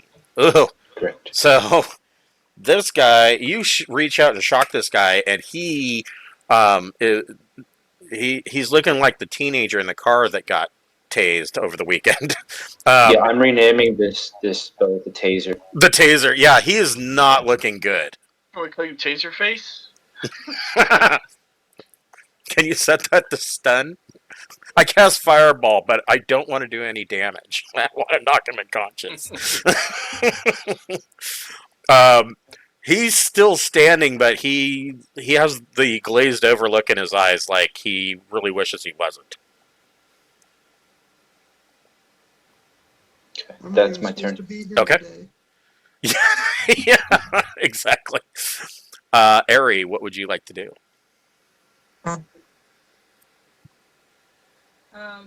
I just read a thing about my that apparently I came to life when I killed that guy by moving him. So, what was that? Because I'm a necromancer, Uh-huh. I have the ability to regain hit points 3 times the level of my spell if I kill something. Right. Nice. Apparently I forgot to do that. Yeah, go ahead and take those hit points back. I would love to. And can you make a Minotaur zombie? No, he's too big. Chris, quick question. Shoot. With sneak damage, I know we're not doing advantage on flanking, but do you still get sneak damage on a successful hit if flanking? If someone else is in melee. Yeah, if somebody else is in melee, then yeah. There you go. Which, I mean, technically, somebody else... The qualifiers for the optional flanking rules anyway, somebody would have to be in melee. So yeah, as long as somebody else is in an ally, or not necessarily an ally, if an enemy of that target is in melee with that target and you hit, you automatically get sneak attack. There you go, sweet. I couldn't remember when we changed that rule or not. Yeah, I just dumped the flanking rules because honestly, they were just kind of getting in the way. Okay, well, this Minotaur was also rude, so... Well, he tried to be rude. He tried to be rude, and it was rude. So... He tried to It's gore you, but it really came off more as like an insult coming from a neck beard. Well, it was still insulting. You can't do that to a lady. So, 18 to hit it? Yep. Are you? That definitely hits. Are you doing another vampiric touch? Yep. All right. Does So somebody 3d6 feel- plus your sneak attack. Sarm is. Yeah, he kind of set you up with that shocking grasp because that was his melee attack. So 12 sneak attack and 12 necrotic. well, he had 1 hit point. So yeah. So I gained even more health. Yes. See, these minotaurs have to stop being so rude. And is there anything else you wanted to do? Mock them. Hey, that's a free action. Sun Moon, what would you like to do? I tell Speak Kill. Okay. On my stunned dude, so he'll move up and bite. Good job, bro. Good puppy. It's a good boy. Good boy. Aw. Nope, 9 hit. it does not. Well, you get Aw. advantage because he's stunned. Go back to that page. Roll a second time. Oh, wow. No help there. I cannot re-roll Speaks ones. Yeah, no. Speak I will- trips and falls prone. Yeah. Accidentally digs 3 feet under and hides. Yeah. Then I'll wind vein that same dude. Okay.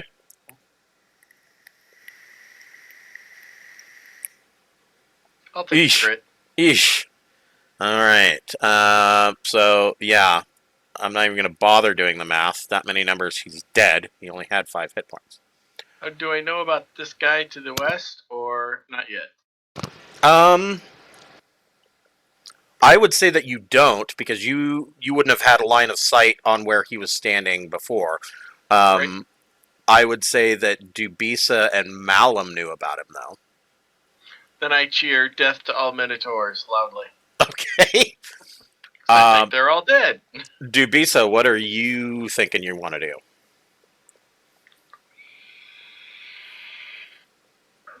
I am, I think, going to. Where would I move into position to hit him since I know that he's there? Wow. I would allow you to make that shot with disadvantage. Okay. Let's see. Get into slightly better. It's If I do, it's 25 feet to get you to right here. Okay, what the hell? I'm gonna do it. I'm gonna go right there. Okay. Make your shot.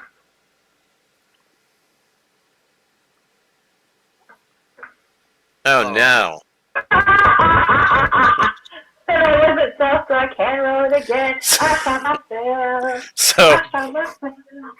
so you Oh, you go to make the shot and the put a crossbow stick of just gum slips in. out of your hand and is laying next to you. It would take half your movement Right. next turn to pick it up. What would you like to do with your bonus action? Do I have to wait for my next turn to pick it up, or can that be my bonus action? I would say it could be your bonus action if you would like. I will pick it up as my bonus action and be way too close. So I'm also going to shout, guys! Ah! And now that'll be my turn. Okay, so the Minotaur is... I'm ready. Minotaur Oh, stunned God. 2 rounds due to laughter because she dropped her crossbow. Make him back up to start a charge back into the pit. Oh, there you go. Yeah, nah, he's just gonna whack her.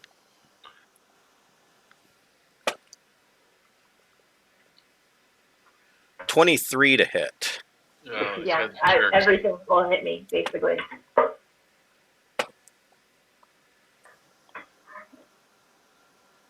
for 15 points of slashing damage.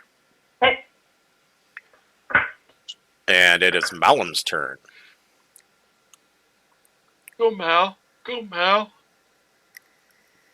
Let's. How are you, Knuckle? Wrong pointer. I will push my way past. Get there. Which I believe is just outside my movement, so I'll have to use my dash to get there. So you were right here.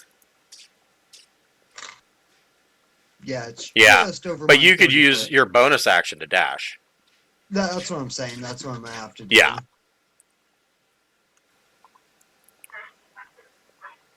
So I will go there and I will take a slash with the frost. 27, I'm gonna assume hits. Oh, yeah.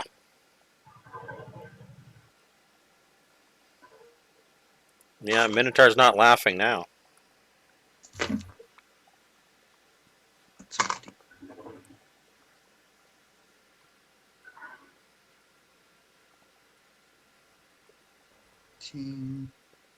19 damage. Okay, your next attack. That will be with the rapier.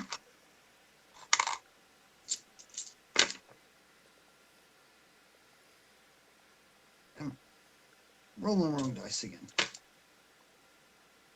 Oh, damn near Matt.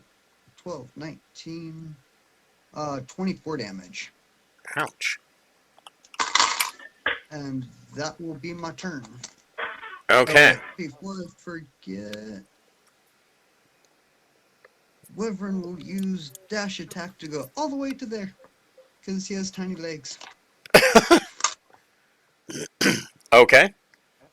Why did Or not attack, but I just meant dash. All right. Onomatopoeia, what would you like to do? Arr. I just did some movement. I think that was all the movement. So, okay.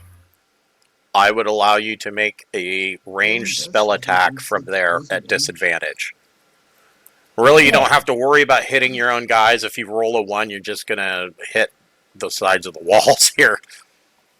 So I do have the spell sniper thing too, so I don't know if that makes any difference. Like it makes half cover into quarter cover and Yeah, like he's that. not getting any benefit from the cover. It's just a difficult shot to get through that gap. Okay, let's go ahead and do guiding bolt and see if we can. Okay. Yeah. Nat Hey! 20. Okay. Yeah, you drill Nice. him and you get to double your damage. Okay. And he's going to be all glowy. So that times 2 will be 12 points. Okay. Yeah, that hurt considerably. And now, Okay. anybody that makes any future attacks on him has advantage because he is sparkly. Yeah, that's right. Don't be hating on him because he's fabulous. Well, he may consider getting a job at the local strip club. I mean, he is sparkly. Zarm, what would you like to do? I'll step in front and see if I can do the same thing. Okay. Try it. Let's see if I can one up her. No, I just want to aim at the glowy thingy. That's true, and you have advantage, so that I figure it's cancels the it. same shot though, so I'm just going to cancel the disadvantage. Yeah. Right. And so 22 hits for 14 fire, and Dubisa and Malum, you're standing there in this. First, he gets hit with a radiant bolt and starts glowing, and then you see a bolt of fire come through, and he just lights on fire and falls over. Love We it. look inside at where it came from, and we just kind of point at each other. Minotaurs Well, are as I'm dead. putting out the flaming eyebrows, I'll just glare at him.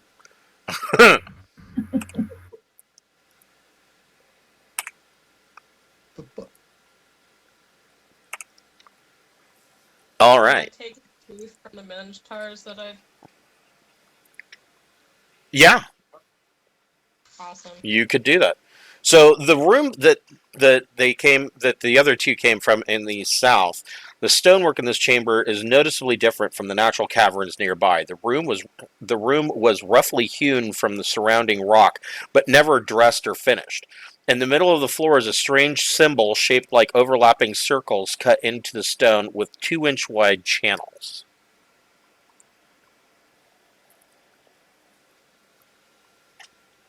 That's in room 16 or 17? 17. I created a bonfire in 16 so we can warm our hands up. Make s'mores. Did you guys want to take a short rest to expend any hit dice in order to heal up? I'm good at the moment, but I definitely can sit if everybody else wants to. Same. Good. I'm gonna manage some of my spell slot. I don't know if anybody really got hurt besides me. Dubisa got tagged. Okay. I've got that superior healing if anybody needs it as well. But with the extra hit points, Not that big of a deal. it's not a big deal. Right. I haven't breached into my normal hit points yet. Okay. I want to check out this Triforce on the floor over here. Yeah, me too. Yeah, I will Zelda. follow also. So this, let's see here. I'll investigate the room with the cot. Yeah, do the minotaurs have any money on them? Yeah. So between all of the minotaurs, you're able to gather 40 gold pieces. Are we still going to pile all the loot and then separate it later? If you want to do it that way. Pretty easy until we have special items like that frost brand and the crossbow you guys are using. So I'm making some notes on loot. So Oh, okay. this was actually quite hilarious. The last weekend, last Saturday night, I had the Saturday night group come over and play in person, and they rolled over a bunch of their characters from their Tomb of Annihilation campaign into the Descent into Avernus campaign, and they were shopping in Port Nyanzaru, and the question came up, well, can we buy a couple bags of holding? And normally I don't have magic items, but at higher levels, people need something to spend their money on. So I said, sure. And I rolled and I said, yeah, they'll sell you bags of holding for 1,500 gold pieces each.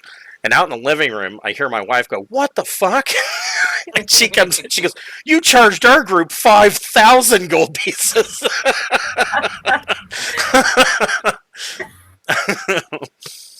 Mountain prices. Yes.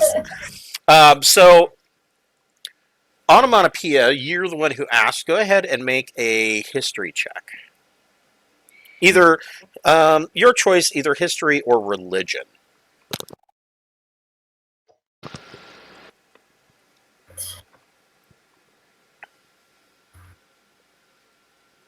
Not too great. Oh, well. No, that's actually pretty good. So, you kind of examine this symbol on the floor, and you realize that this carving on the floor predates when the dwarves of Tir Basil took over this area. And you know that from what you're gathering here, this may actually be a drow summoning circle. Oh, gee.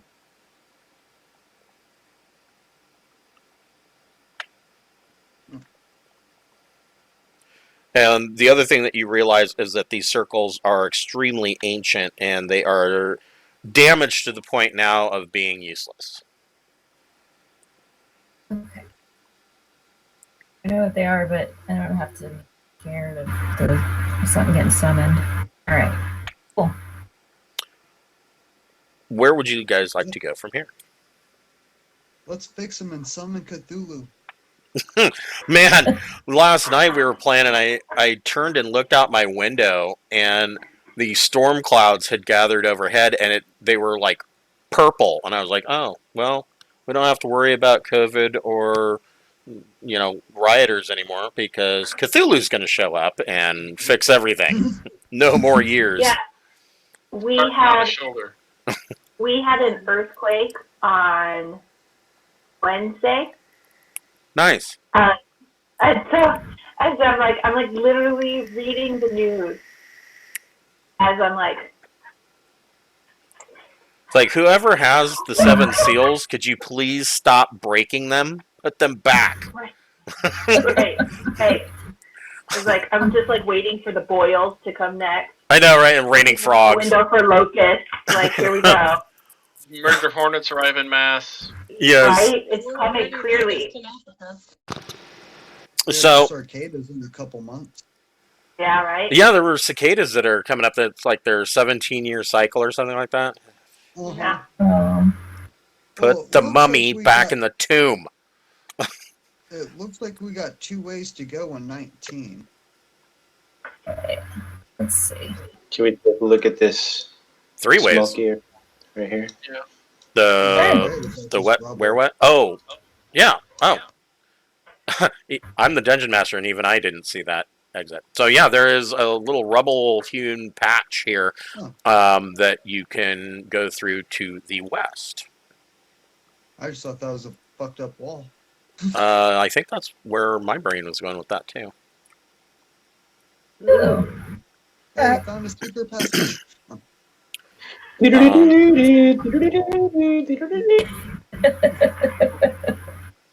Let's So- go in, I guess. I'm not going first. this So time, though. Zarm, you poke your head in.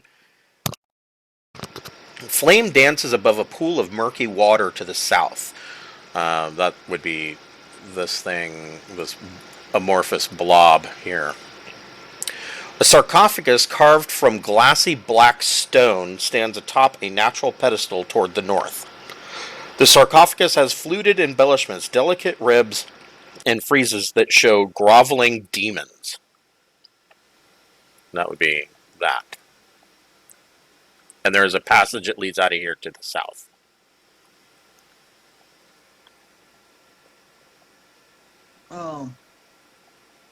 I'll do a sneaky in there if nobody else wants to go first. I'm right behind Malum. Okay. We'll sneaky to the center of the room. Okay. For a 14. So you are stealthy, but there's nothing in here.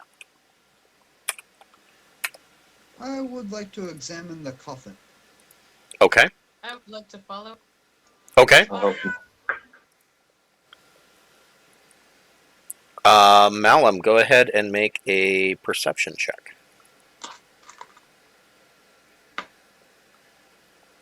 Shut up, cat. 14. Okay. So yeah, there is this black, glassy black sarcophagus here, intricately carved, and it looks like you estimate that this is carved from a single block of obsidian. That's pretty crafty.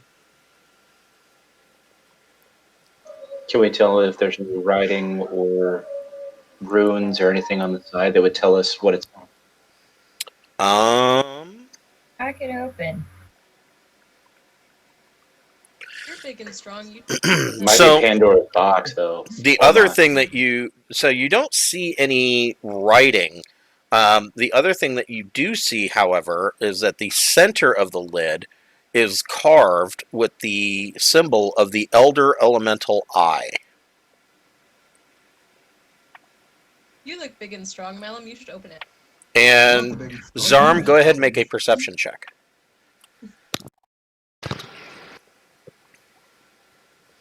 I see nothing. Nope. Onomatopoeia and Dubisa, are you going to move into the room as well? I stay away from potion thingies. I don't know. Something about it just doesn't seem okay, so I'm gonna stay over here. Okay. With my perception, did I notice any traps or anything on it? You don't find anything. I will go ahead and crack or open it up, Okay. see if there's any gems or jewels. Onomatopoeia, stand on the triangle before we do this. See if you just. Okay, let's do this. Send her to a different plane. So you crack open the lid and you kind of shift it aside, and the lid was sitting on a glyph of warding, and the glyph activates when you move the lid, and it casts Mordenkainen's sword, and it immediately attempts to attack you with a 25 to hit.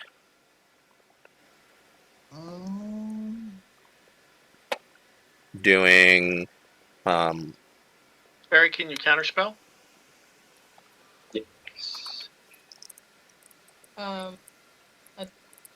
So here's another spell that I've never used, so I don't even. your spell is just You what? Will the counterspell work, or is it a spell that's already been cast and is waiting to act? Well, it's a glyph. A ritual almost or something. Yeah, I don't know. I can dispel magic. Dispel magic would be better. I don't think counterspell would work because it's not like the spell is being cast. It's like contained in a glyph.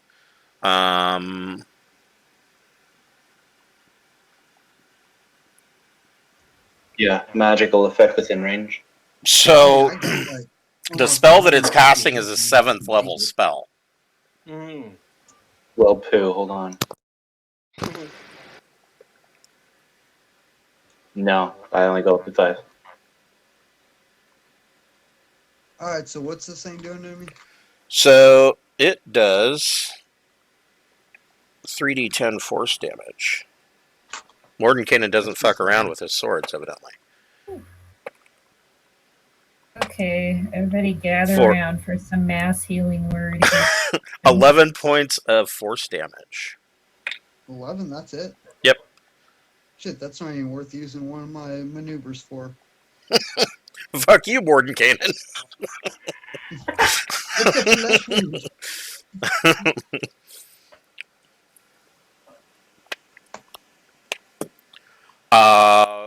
What would you like to do? Look inside since I just got hit. Okay. So So that shit was worth it. you look inside.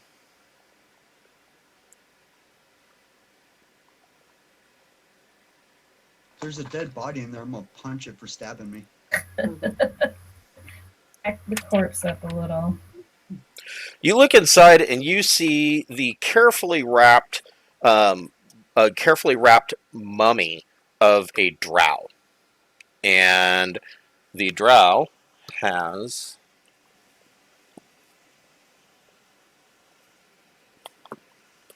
some items. The first item that the drow has is a +2 dagger. And the dagger has, the hilt is like a spider web motif along the hilt, or along the pommel. And then the drow also has and I'm probably going to slaughter this word, but it is a poifi, which is a drow version of a cloak of elven kind. And the third item that it has, that is on this mummy, are bracers of defense. I don't think I need any of that. Very Anybody else interested in need that any? dagger. Be very interested in the dagger. So go ahead and everybody can make a history check. Is the sword still doing stuff, or was it just a one-off? It was just a one-off. Alright. I do not realize that this is Drizzt's grave. Good steward. Just- Nice. He used scimitars, I. though. Is there a little statuette of a panther anywhere nearby? No. However, Zarm, you make your history check and you can choose to fill in the rest of the party. So these are Drowcraft items. The deal with Drowcraft items is that if they spend an hour in sunlight, they will be destroyed.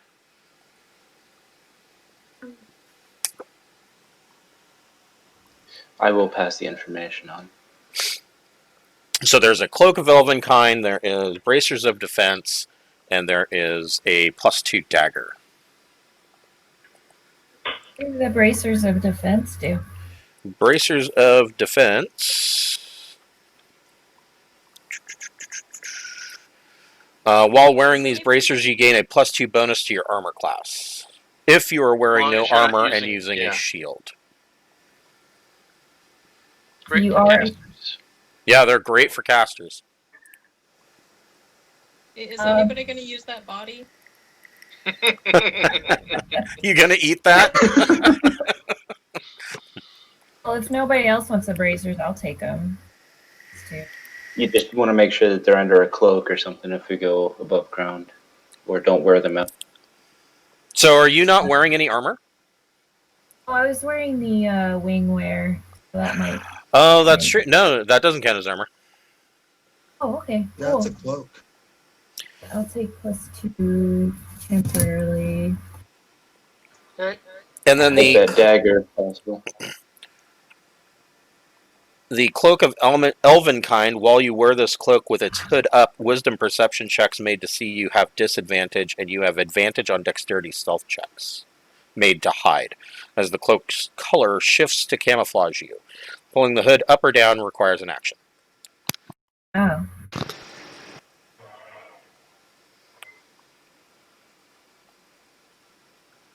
Nobody wants it? Alright. I'm good. I don't need it. That's one of those things you should be like, okay, so who here is wearing plate armor? Give that to him, because the plate armor automatically grants them disadvantage. I'll pick it up and keep it for that. Maybe Basil will want it or something. Yeah, that's a possibility. Yeah. And then Zarm wanted the +2 dagger. Yes.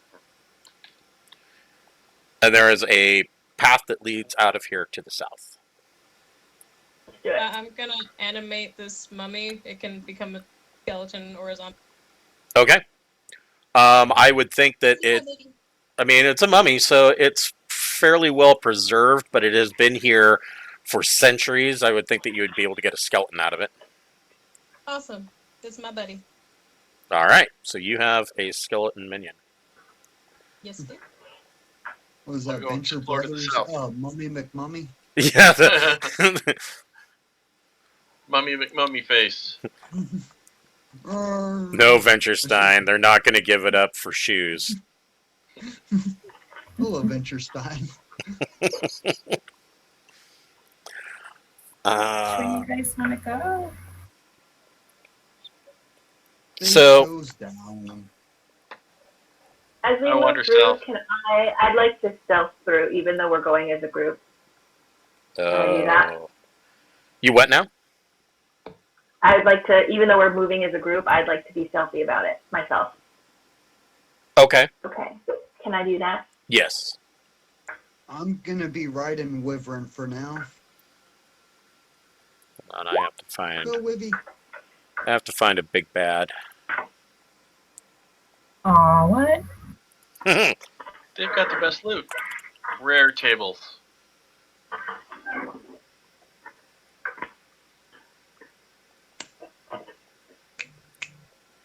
I'll be in the back. One Monopias just stand on the little triangle. I could have swore.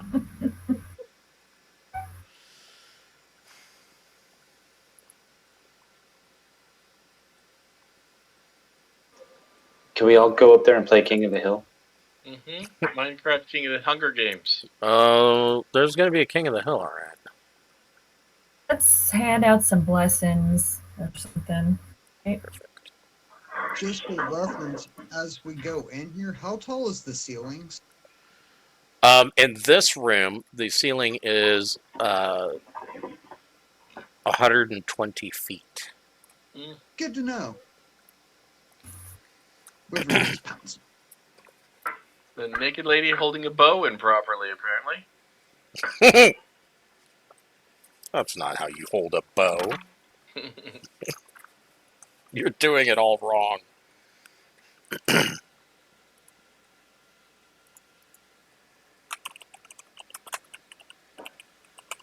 have a bow. I use it for punching people. That makes you Hawkeye. Right? Until you become Ronin and use a sword. Okay.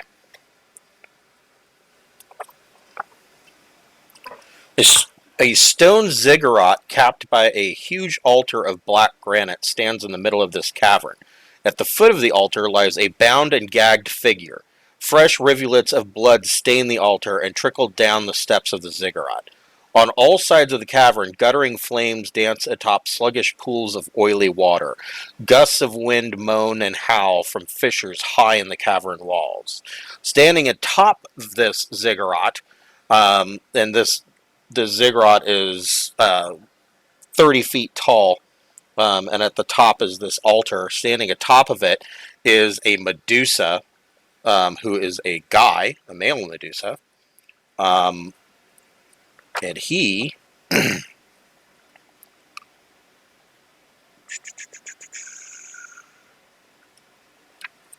has in his hand a black war pick. This is Marlos Urnrayle, the leader of the Temple of the Black Earth. So yes, he is the leader of the Stone Temple Pilots. Well, they have had trouble keeping lead singers.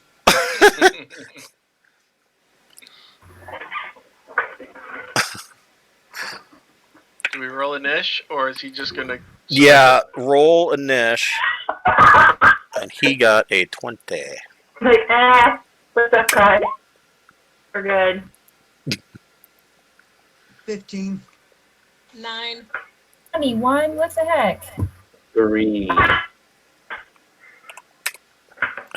Anyone who's not stone, wail on him without remorse. Stun him, blind him, silence him, hold monster him. What did Ari get?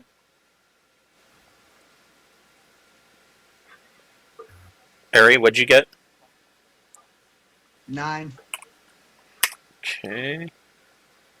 Sun Moon, you're 11. Zarm is a whole whopping 3.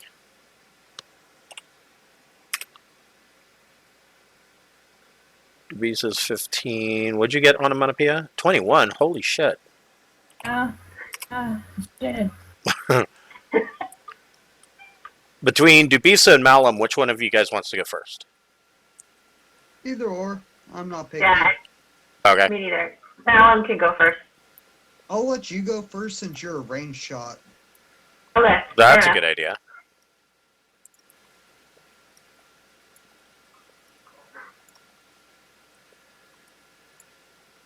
All right. Onomatopoeia, what would you like to do? I'd like to channel divinity, ability to disguise myself, to make myself invisible around. Okay. And then I'll take a dash action so that I can move over to her. Okay. Yeah. All right.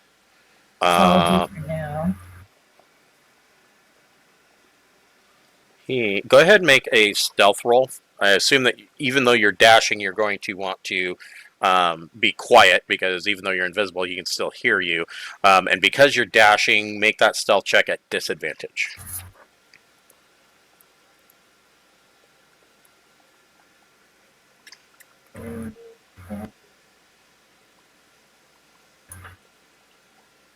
Six or 20. Wow. Okay. He has no idea where you are. His You're passive is only 14, so even if he wanted to attack you at disadvantage, he couldn't because he doesn't know where you are. All right. He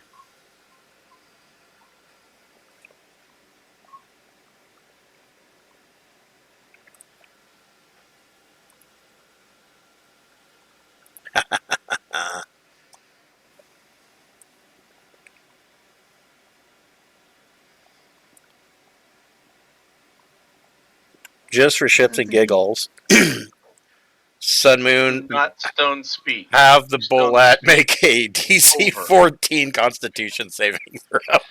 I'm so gonna face punt him if he stones speak. Con, you said? Yeah. Oh, this guy's gonna get pulped. I'm gonna so face pulp him. Yep. Speak is now a statue.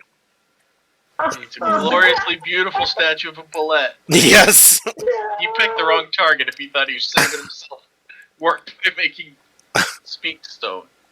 I don't even know if I have an icon for that. We'll give him the nuclear icon.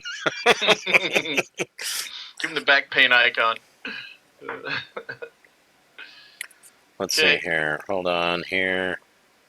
Gonna be a bitch to haul the statue back to town. Don't drop him. Yep. Gonna need a tractor. And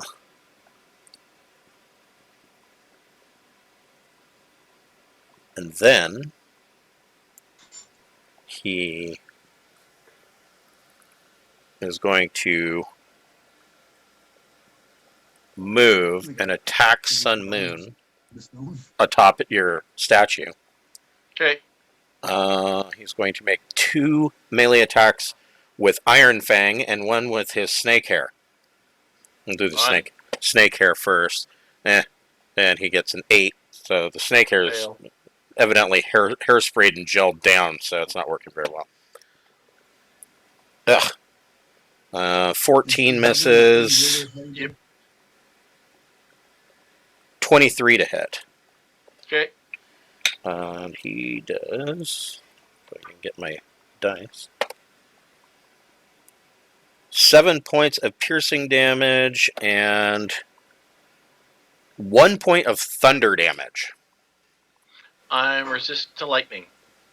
Oh, then you take that. Lightning or not lightning? Thunder is not lightning. It's actually like a sonic boom. Okay. So I take 1 of thunder. One thunder.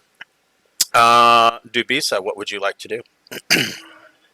I would like to scamper to where can I be out of range? I'm gonna scamper to here. Okay. And hit him with my crossbow. All right, go ahead. Really all I got. Okay. That hits. All right. Let me get my D6 back out. Plus 8 more of lightning. Okay. Okay. And then what would you like to do? And then I'm going to hide. Okay. That's probably wise. I'd underspeak. Yeah. Wow. Under. There we go. And invisible. Okay. Yeah, you are stealthed. Malum, what would you like to do?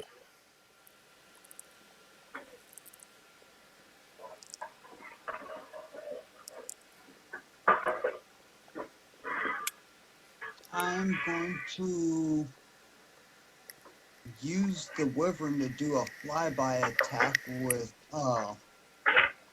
the tail. Okay. Go ahead and make your sting attack.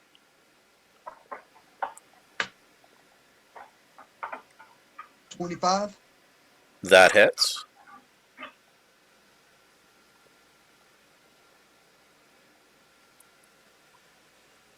I'm gonna assume that hits. Yes, that hits. What's the piercing damage?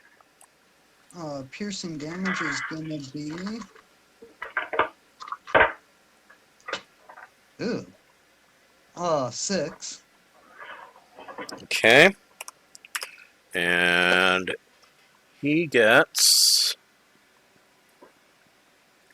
a 16 for his con save. That's just barely enough. Okay, so he saves versus the poison. But he still takes half the poison, correct? Correct, but he doesn't have the poison condition. Yeah.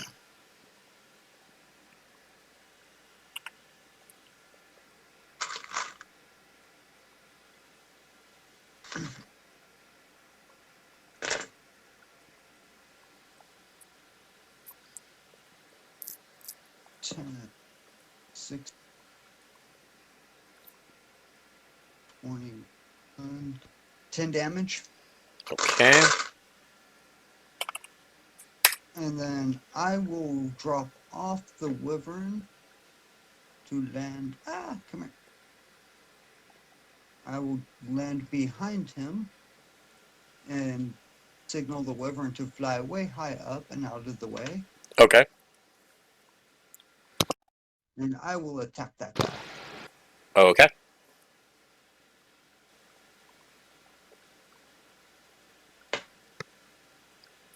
Ew. First whack with Frostbrand is an 11. That's a miss. Second attempt, 23. That's a hit.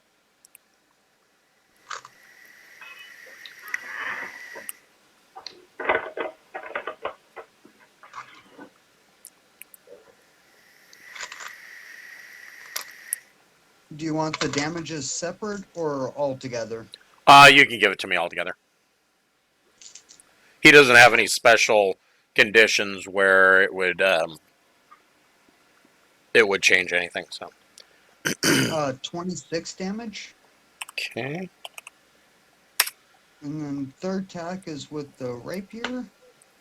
Ugh, back to an 11. Alright, that's my turn. Okay.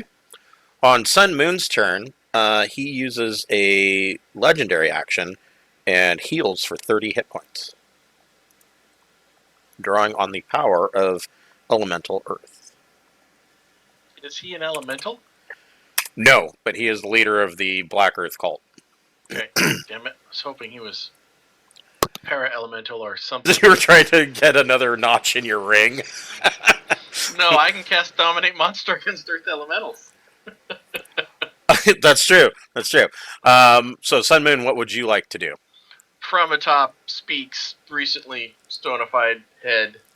I mount my attack on Marlos, the dick face. So, first wind vein. That's a hit. Stunning Fist DC 17.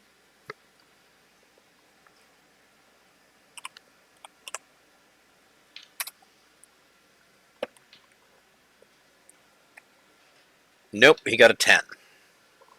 Okay, second wind vein. With advantage, No. because he's Might as stunned. well hope for a crit. No. For another 16. And then I'll also key point for Flurry after that. Okay.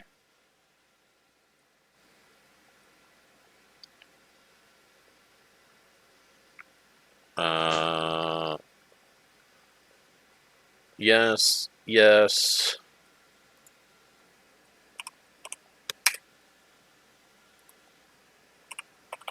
So he's now stunned, gets no strength or dex saves, burn him to the ground. And everybody has advantage on him.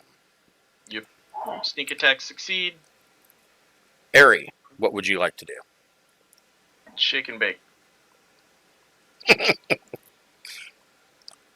I'm gonna cast Ray of Enfeeblement. Oh, Jesus. Okay. Yeah, that's a great spell that I haven't seen in a long time. These damn kids, all they want to do is cast all these new spells like Witch Bolt. What happened to good old Ray of Enfeeblement? Let's see here. I need to look and So, ranged see. spell attack on a hit, he deals half damage with weapons that use strength. Each turn, they can make a con saving throw. On a success, it ends, and I have to concentrate on it. Okay. So make your ranged spell attack.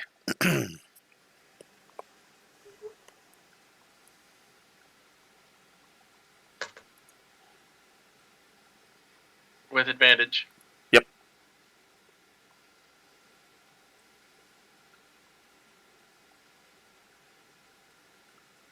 So that is 27. That's definitely a hit. He is now enfeebled.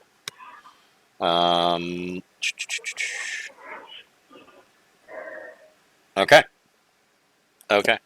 So he will only be doing half damage with his Iron Fang until that ends. Do his snakes use strength as their? That's a Damage really good.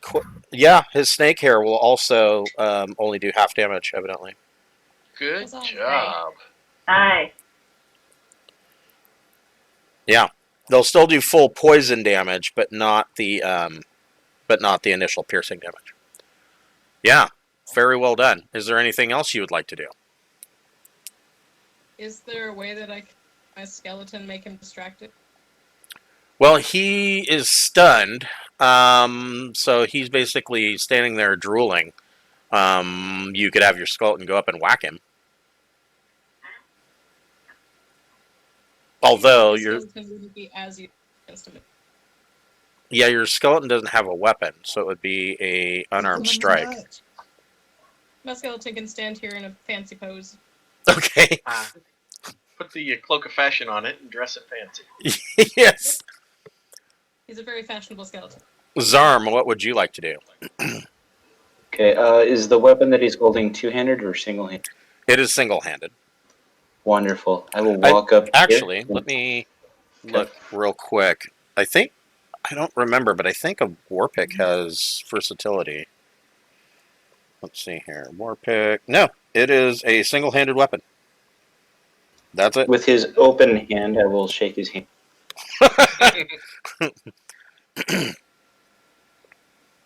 Okay. With advantage. With advantage. Yeah, go ahead and roll that again and see if you get better. A No. little better. Somehow you miss the guy who is not able to move. You fail your interview because you missed the handshake. Yes. And then I'm going to Misty step up here and yell back to the party. Okay. What are you yelling back? First. You got up there first. Oh, Jingle nice. bell. Nice. Onomatopoeia, what would you like to do? I had a question about this altar that's like there's blood on it and stuff. Is there like anybody up there Yes. that we can see? Yeah, there is a at the top of the altar. There is, let's see here. At the foot of the altar lies a bound and gagged figure. Fresh rivulets of blood stain the altar and trickle down the steps of the ziggurat. We can't tell what it is or anything. It's just a person. Yeah, it's just a bound and gagged person. When we get back to Zarm, we can explore that further. Okay. Let's see. I'm gonna move as far as I can. Maybe I'll move up there. Let's see. Okay. Up here and then cast Guiding Bolt as like a 3rd level. Okay. Let's hope it. You have advantage. Okay. Oh. No. Man. Oh, for real? Everybody around him gets glitter dust all over them. Okay. Did you want to do anything else? Can I try and unbind the up with my bonus action? Yeah. I So dagger, I should be able to you. Let's see here.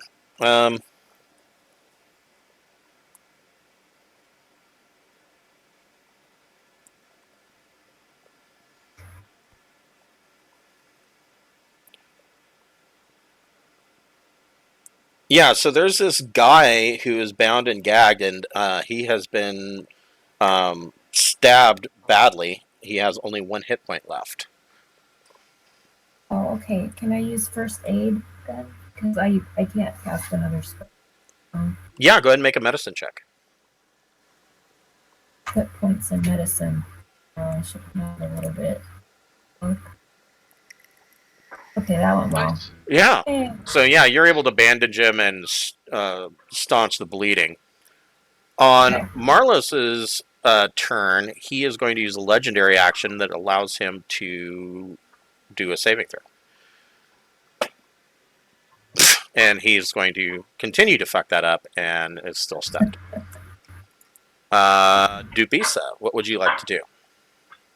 I'd like to do the same thing I do every day, try and take over the world. No, I'm going to try and hit him in the eyeballs with Upper Bolt. Okay. Make your attack. You have advantage. I hope you brought a step stool. Yeah. Yeah. Soft 20 hits. Nice. And then That's smart. 8 more for lightning. That hurts a lot. Okay. Did you want to make another shot? No, I don't want to hide again. Okay. Go ahead and make your But stealth I'm check. pussy. I like hiding. Flocky, gotta be careful. Watching out for number 1. I'm trying to be nice, but watching out for number 1. Okay. Malum, what would you like to do? We'll take a slash at him with the frost brand. And he's still stunned, right? Yes. Yes. So you have advantage. Yeah, he used all 3 of his legendary action points and to make a saving throw and botched it. He got like That's a 9. 19. A 19 hits.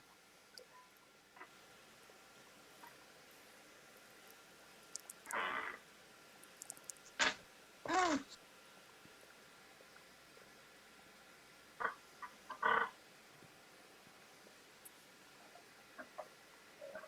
22 on the first hit. So you reach out and slash with your frost brand and you kill Marlos Urnrayle. Yay. Yeah. Cool. On him, he has, I will type this out, 88 gold pieces, 24 platinum pieces, 54 silver pieces, and 71 copper pieces. Or, I'm sorry, 71 electrum pieces. He has Iron Fang. And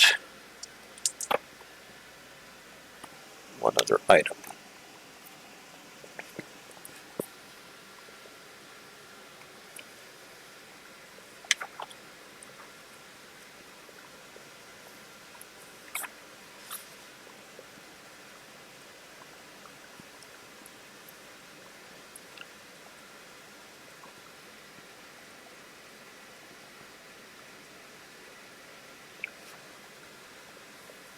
He was wearing +3 chainmail.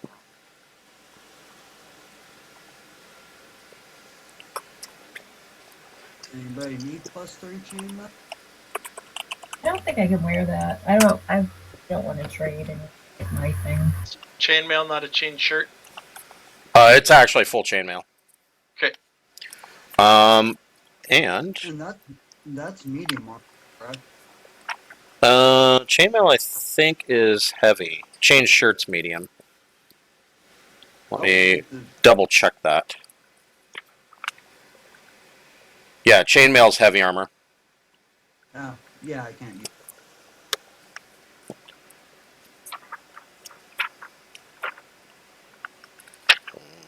find the specs for Iron Fang.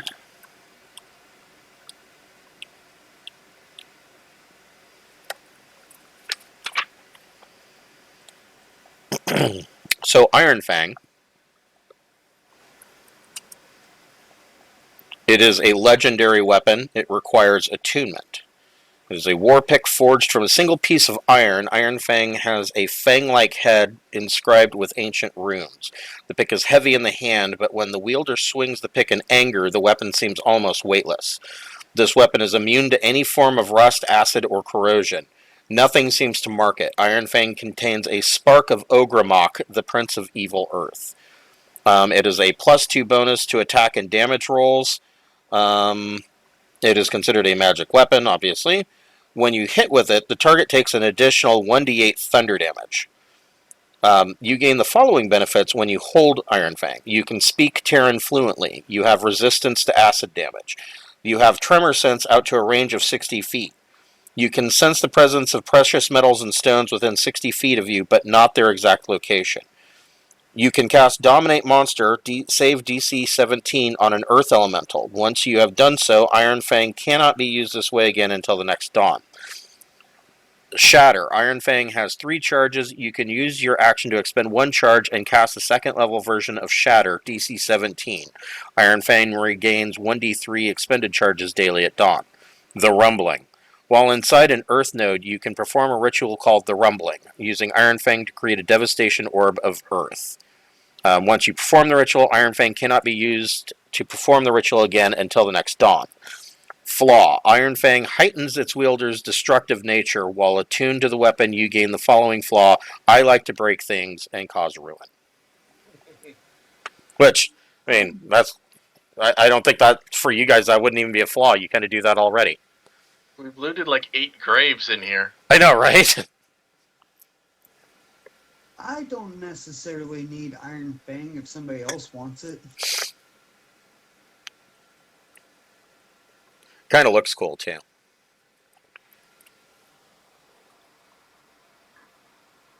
Nice. Cool.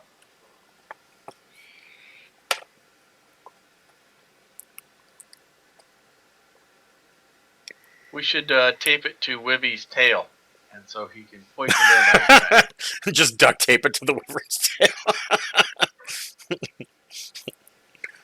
So I wonder if you put like tape or socks on a wyvern, does it walk like a dog that's wearing socks? That'd be terribly funny. Now I want to do that. It'd have to be chain socks. Chain socks on Wibby. Yes. First, you have to find somebody to make socks wyvern-sized. So I use my wand of minor cure on this guy who's bleeding. okay. So yeah, you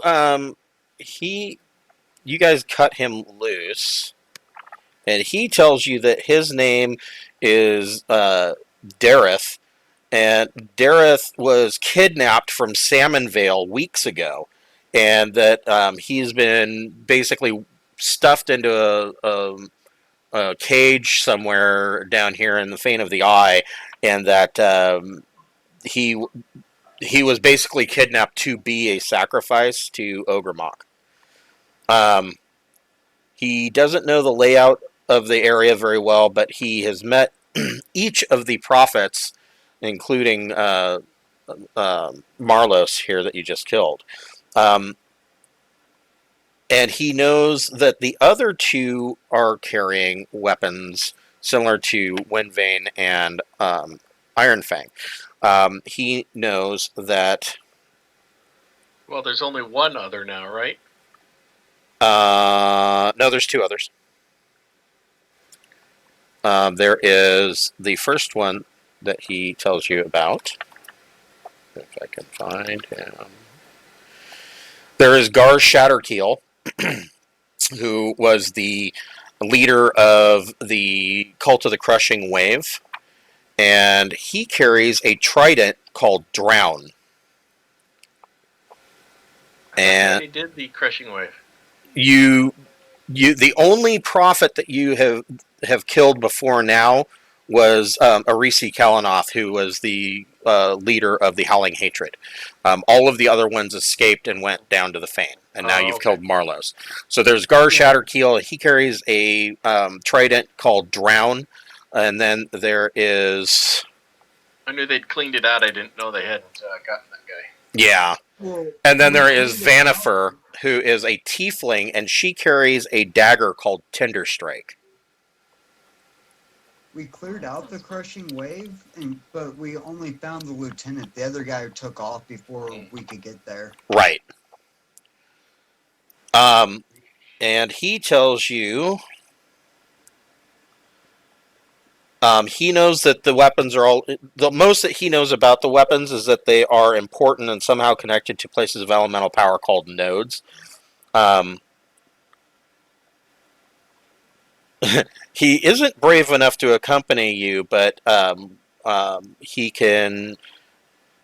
If you need any assistance, he would be willing to carry loot or whatnot back to Salmonvale for you if you wanted to stash it. Will he carry a petrified bullet? That is And probably a anybody little beyond his means. Anybody have greater restoration that we can rest towards, or do we have to I go do get it? not. Sorry. I'm pretty sure I have greater rest rate. I think.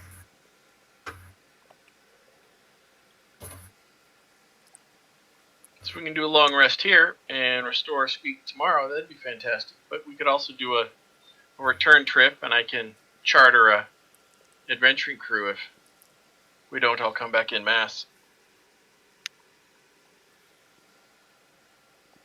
A whole side quest just to unpetrify the bullet. Do we have time for one more room? Actually, we're going to break there. So, Onomatopoeia, are you able to cast Greater Restoration? Sure. Okay. So... it says I should be able to have it, so, yeah. Yeah. So she can cast Greater Restoration, and you guys can use this room to make your long rest, and we will pick up from there next week. I'll give Zarm props firsty on the ziggurat. He can sleep on top of the bloody altar if you'd like. So potentially, we will be in the shop next week. I will let you know further information as I get it, but plan... that Saturday we will do a 1 to 2:30, or excuse me, 1 to 3:30 game at the shop, and hopefully everything will go my way for once in my life, and we will have the ability to do remote as well. Hopefully tomorrow that will happen. Okay, what you need to test, let me know. We'll try and work on it. Okay. Yep. All right. I will talk to you guys soon. See you next week. Later, guys. Thanks, Thank Chris. you. Yeah, you're welcome, man. Bye, everybody. Bye.